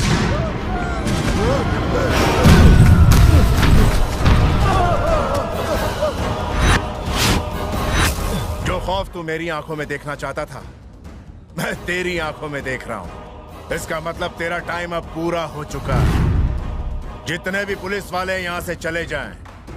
मेरी तुम लोगों से कोई दुश्मनी नहीं है। मैं नहीं चाहता तुम्हारे बच्चे अनाथ हों। इन लोगों से डरने की कोई जरूरत नहीं है। निकलो यहाँ से। यहाँ से कोई भी हटा तो उसे सस्पेंड कर दूंगा। जिंदा रहेंगे तो ही तो सस्पेंड करोगे। चलो यहाँ से। चलो। अरे तुम सब कहाँ जा रहे हो? अरे सुनो, क्या रे तुम पुलिस वाले? इसीलिए हम पॉलिटिशियंस पुलिस से ज्यादा गुंडों पर भरोसा करना ज्यादा फायदेमंद समझते हैं। काट डालो इसको।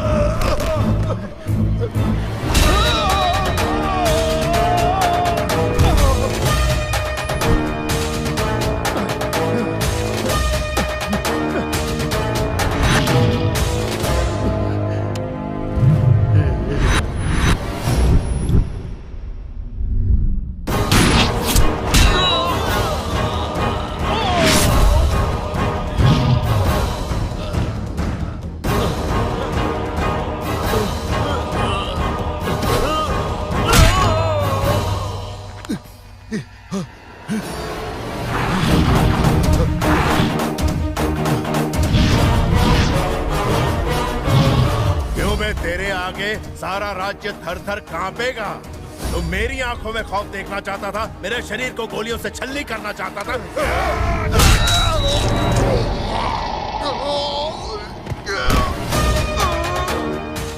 ऊपर वाले ने मेरे परिवार को सब कुछ दिया, लेकिन वो एक चीज देना भूल गया, और वो है खौफ।